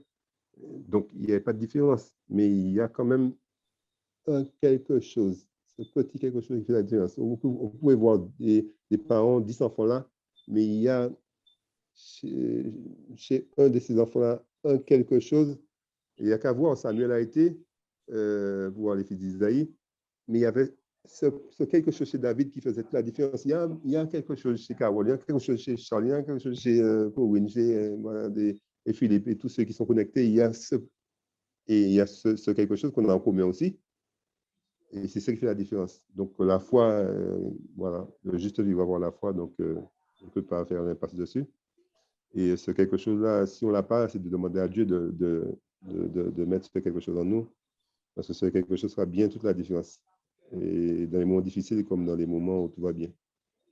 Et il l'avait, hein, parce qu'il y a prié. Donc, nous aussi, qu'est-ce qui fait qu'on ne pouvait pas prier avec insistance? Qu'est-ce qu'il faut qu'on ne pouvait pas prier pour que finalement, il ne pleuve pas et puis qu'on prie encore pour que finalement la pluie revienne. Donc, c'est comme cette petite fille qui, tout le monde la voit arriver samedi matin avec son parapluie. Elle me dit, mais tu fais quoi avec ton parapluie? Tu n'as pas vu qu'il y a un beau soleil? Elle dit, non, j'ai prié pour qu'il pleuve et je sais que, et voilà, et effectivement, voilà, elle a prié pour qu'il pleuve. Et donc, c'est ça. Les adultes n'avaient pas leur parapluie, mais elle avait pris son parapluie parce qu'elle sait qu'il allait pleuvoir. Donc, c'est cette fois, c'est. Voilà. Tout à fait. Alors, oui, vas-y, finis Bruno, oui, vas-y, excuse-moi. Non, je disais que Dieu nous la donne cette fois, bon, parce qu'elle est utile et elle le sera encore et encore, puisque le juste vivra par la foi. On pense à la foi, mais on en a besoin. Tout à fait. Tout à fait. Nous avons tous besoin. Je voulais dire, pour compléter ce qu'une sœur disait, Carole a dit que la foi, c'est un don de Dieu. Mais une sœur a dit que lorsque Dieu a choisi ces hommes-là, il avait un projet. Tu vois? Il avait un projet pour un but bien précis. Il est de même, comme Bruno a dit, il a donné l'exemple, il était de la même nature que nous. Et comme Dieu dit, je connais à chacun de nous le projet que j'ai formé pour vous, projet de paix et non de malheur.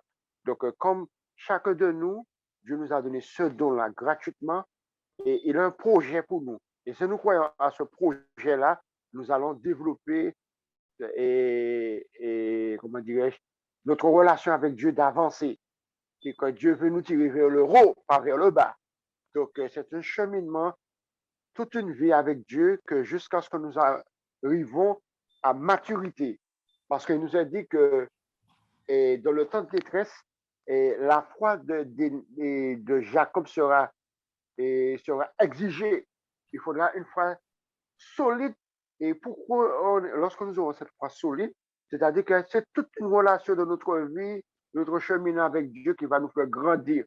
Et que Dieu va parfaire cette foi, comme on dit, qu'il a parfait cette foi, et nous allons voir que nous allons arriver à la réalité de voir Jésus-Christ. Voilà. OK, il y a Odile, je crois que vous voulez intervenir. Oui, juste une question que je pose à tout le monde. C'est-à-dire, on parle de la foi. La foi, c'est le mot, la foi. Est-ce que je dois avoir la foi, c'est-à-dire ma propre foi unique, ou je dois chercher à avoir la foi des autres? Parce que lorsqu'on voit la foi d'Abraham, la foi de Moïse, ils avaient tous la foi, mais est-ce que ce n'était pas une foi différente? C'est-à-dire, est-ce que je dois chercher à avoir ma propre foi unique ou chercher à tout prix à avoir la foi de l'autre pour arriver comme l'autre? Je dirais que la foi, comme Carl disait, c'est un don de Dieu. C'est quelque chose de capital, c'est ma relation avec Dieu. Il faut déjà que moi, je fasse l'expérience de cette foi avec Dieu. La foi de Moïse, la foi des autres personnes vont m'aider. Mais si je ne fais pas cette expérience personnelle, cette rencontre avec Dieu personnelle, ma foi ne pourra pas tenir ferme lorsque viendront les difficultés.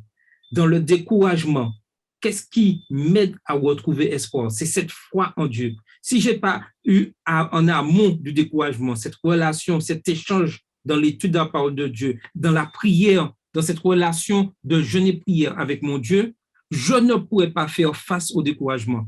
J'aurai l'exemple des autres. Tous les autres, ils ont vécu, ils ont remporté des victoires.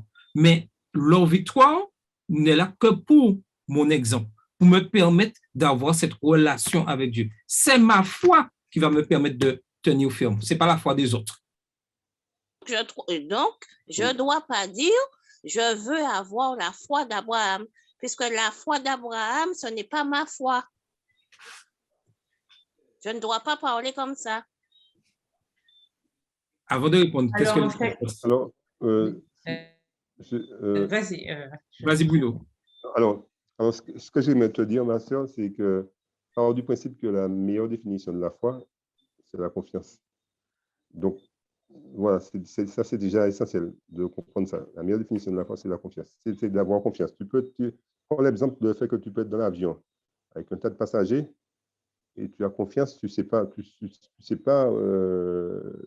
n'as jamais piloté, tu ne vois pas le pilote, mais tu as confiance que ce pilote va t'emmener. Ah bon, tu as confiance en Dieu. La foi, comment elle est nourrie par rapport à chaque individu, l'amène à un niveau avec notre Dieu, avec son Dieu. Donc, je ne vais pas utiliser le mot palier, mais enfin bon, ça veut dire que si tu nourris pas ta foi, donc forcément, tu ne peux pas être au même niveau que quelqu'un qui nourrit sa foi. La foi doit être nourrie. Si la foi n'est pas nourrie, si tu ne nourris pas ta foi de cette nourriture qui convient pour que ta foi grandisse, tu vas rester à un niveau, le niveau il sera bas, et contrairement, s'il faut essayer d'utiliser des images, contrairement à celui qui nourrit sa foi, et quotidiennement ne cesse de nourrir sa foi pour avoir confiance en Dieu, et que davantage que cette personne ait confiance en Dieu. Donc, on ne peut pas forcément comparer la foi d'une personne à une autre personne. C'est simplement qu'on doit tous l'avoir, cette foi, qui est se demander à Dieu de nous donner ce don-là, ce cadeau qui est la foi, de l'avoir, parce qu'on sait très bien que si on ne l'a pas, c'est inévitablement que voilà, il y aura un manque de confiance. Et puis, qui dit manque de confiance, l'ennemi viendra jouer dans notre tête, les gens viendront jouer dans notre tête, il y a des choses qui vont se passer et on risque d'être déstabilisé parce qu'il y a ce manque de foi. Donc, il ne faut pas qu'on soit en manque de foi, il faut qu'on puisse recevoir, accepter ce cadeau de Dieu, parce que de nous-mêmes, on ne peut pas produire ces choses-là. Et une fois qu'on l'a, il faut nourrir. Ce n'est pas non plus un frère ou un tel, c'est un tel qui vient à nourrir notre foi, ni non plus Dieu lui-même qui vient en passant du temps avec lui, en passant du temps dans sa parole, en nous nourrissant, en communion intime avec lui. Cette foi est nourrie et à ce moment-là, la foi passe d'un niveau à un autre. Et voilà, on passe à un autre niveau. On ne reste pas toujours. Une petite graine plantée en terre ne reste pas que petite graine. Cette petite graine est capable de devenir, c'est au départ ce petit grain de s'élever, mais qui devient un gros arbre. Donc, il est censé devenir quelque chose une foi immense. Voilà. Et le juste vivra par cette foi-là, parce que si la foi reste à un niveau très très bas, et Jésus revient qu'on en est toujours à ce même niveau-là, il y a plein de choses qui vont nous ébranler, et il y a plein de choses qui vont nous déstabiliser. Il suffit qu'on ne dira qu'une chose, et puis voilà, on sera vite. Et ce que je voulais aussi souligner aussi, c'est que la foi authentique consiste aussi à lâcher prise. Parce que la foi authentique, c'est faire cette chose-là, lâcher prise. Et si on ne lâche pas prise, on peut comprendre par là qu'on n'en est pas encore au stade d'avoir la foi que Dieu souhaite qu'on ait.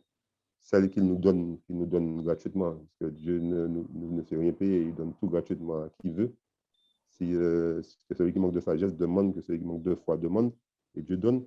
Et si on n'a pas cette foi authentique qui sait lâcher prise et qu'on sait lâcher prise, mais qu'on est là, voilà. Non, il faut savoir lâcher prise parce que j'ai confiance en ce Dieu qui m'a promis d'être avec moi tous les jours jusqu'à la fin. Il me dit que ton cœur ne se trouble point. Croyez en Dieu, croyez en moi. Et par rapport à ça, ma foi est fondée sur quelque chose. Voilà, c'est le verset à Moïse me le dit. Hein. Ma foi est en Christ, c'est fondée sous la personne du Christ. Donc, je lâche prise parce que je ne suis pas embêté par quoi que ce soit. C'est cette semaine que j'ai, pour être pas trop long, c'est cette semaine que j'ai fait cette expérience-là et ça va faire bientôt 15 jours où je me suis vu mettre dans la tête, je dirais par Dieu, cette phrase qui revient comme ça en boucle où je dis, c'est l'Éternel qui est Dieu, il est mon Dieu et il fera ce qu'il faut. Et je marche avec ça maintenant. L'Éternel est Dieu, c'est l'Éternel qui est Dieu. Il est mon Dieu et il fera ce qu'il faut. Donc, partons du principe qu'il fera ce qu'il faut. J'essaie de ne plus m'embêter avec quoi que ce soit. Parce que, voilà. OK. Tout ne peut être pas dit, mais c'est ce que je vais partager. En tout cas, gardons la foi. OK. Il y a Yolette, je crois, qui peut intervenir.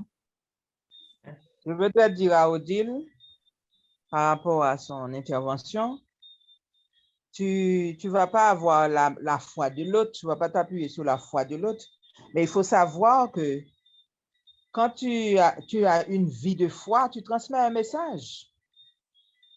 Donc, pour confirmer ce que je dis, j'ai expérimenté une fois, j'ai rencontré quelqu'un jusqu'au Vauclin, parce que comme j'étais marchand ambulante. J'ai fait connaissance d'une personne, donc elle était ma cliente, et puis elle me parlait, elle me disait elle me dit, tu connais un tel? Je lui dis, bon, à peu près oui. Elle m'a dit, mais oui, cette personne, il n'a pas cité son nom, elle est peut-être sur l'écran, je vais lui dire après. Elle est sur, cette personne est d'Oreb.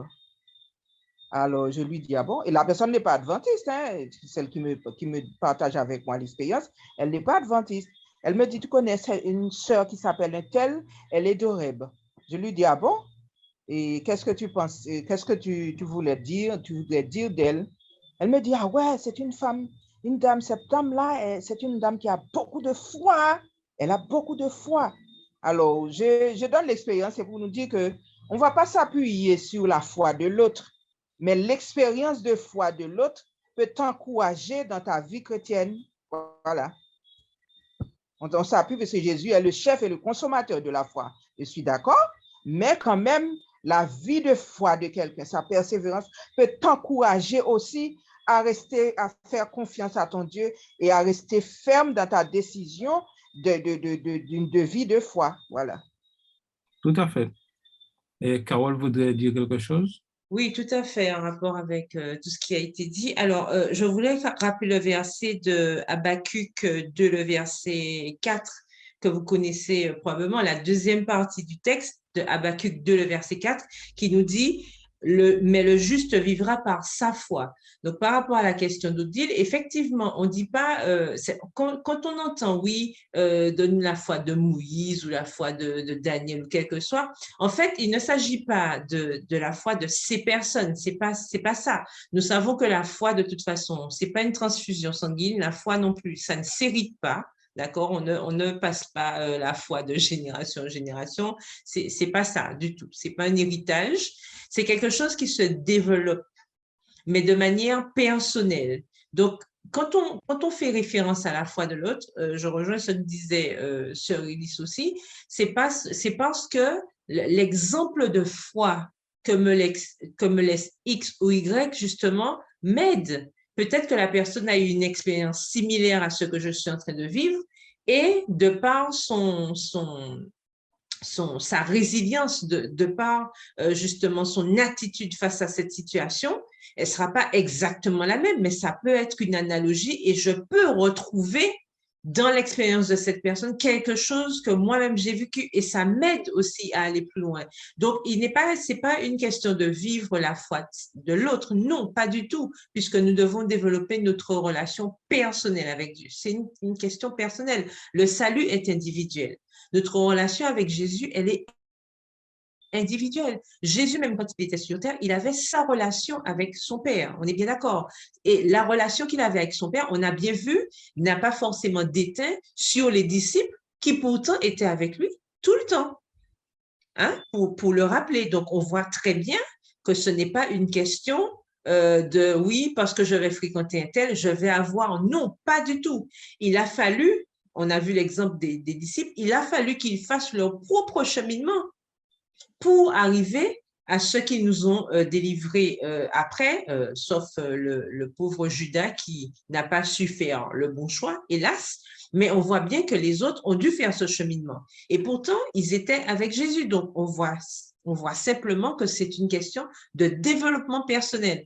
Quand Pierre il a eu ce malheureux entretien où il a vraiment fait preuve, il a renié Dieu et tout, et il a fait son cheminement, il a fait son expérience, on voit bien que c'est quelque chose de personnel. Paul aussi, tout le monde en fait, ils ont vécu ça seul. Lorsque Abraham a dû aller sacrifier son fils, il était face à cette décision, il a été tout seul sur cette fameuse montagne et c'est seul que, voilà, il a fait son expérience. Donc, en fait, la foi, c'est quelque chose de personnel, c'est quelque chose qu'on vit vraiment avec Dieu face à face.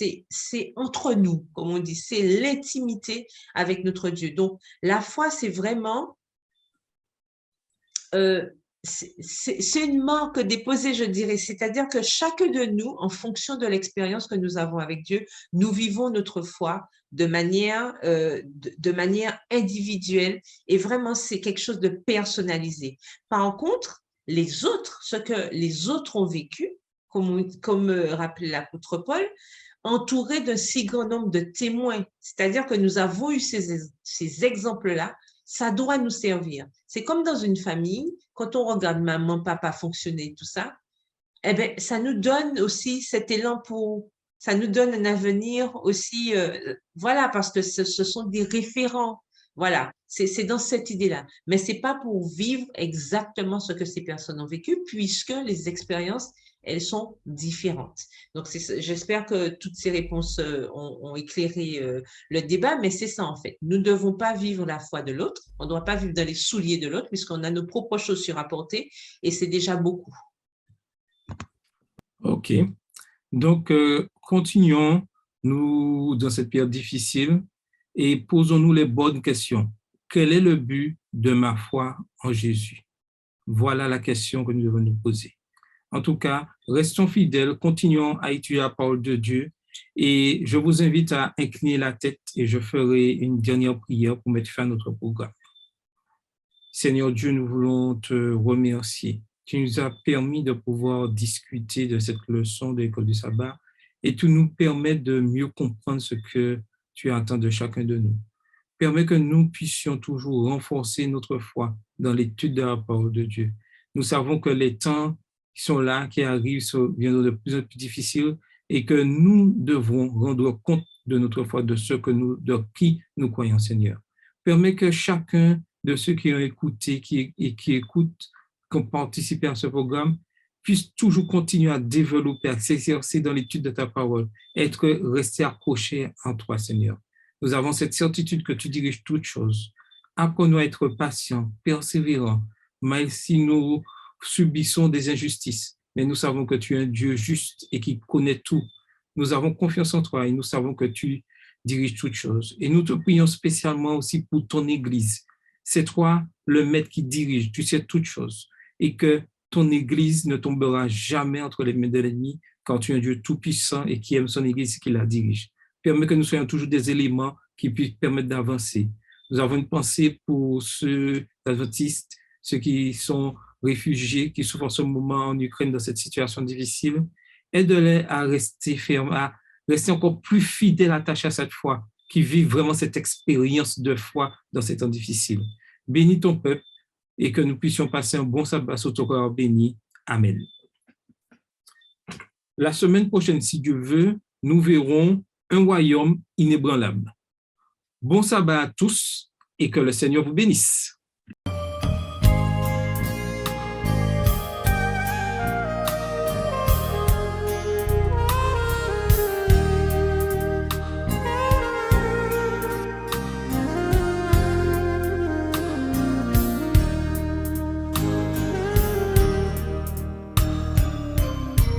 Partout où tu iras, je te suivrai, même dans la vallée. Je te suivrai jusqu'au bout du chemin, jusque dans les 3 sentiers. Même dans la vallée de l'ombre de la mort, je te suivrai jusqu'au bout du chemin. Où tu vivras, je veux vivre au Seigneur. Où tu seras, je veux habiter. Ton Dieu sera mon Dieu, je te suivrai, Seigneur, jusqu'au bout du chemin. Ton peuple sera mon peuple.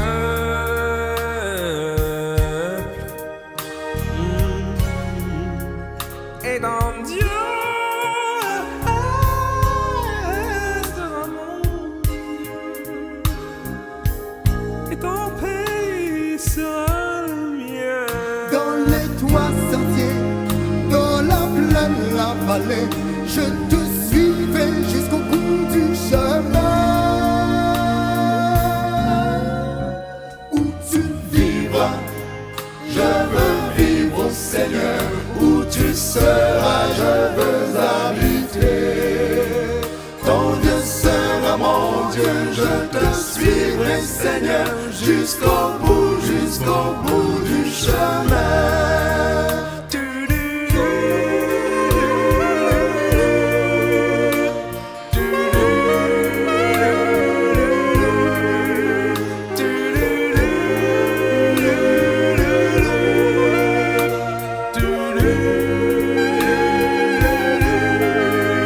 Je te suivrai, Seigneur, jusqu'au bout du chemin, jusque dans les 3 sentiers.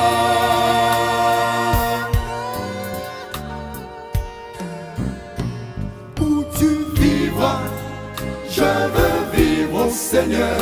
Où tu seras, je veux habiter. Ton Dieu sera mon Dieu, je te suivrai, Seigneur, jusqu'au bout du chemin. Où tu vivras, je veux vivre au Seigneur.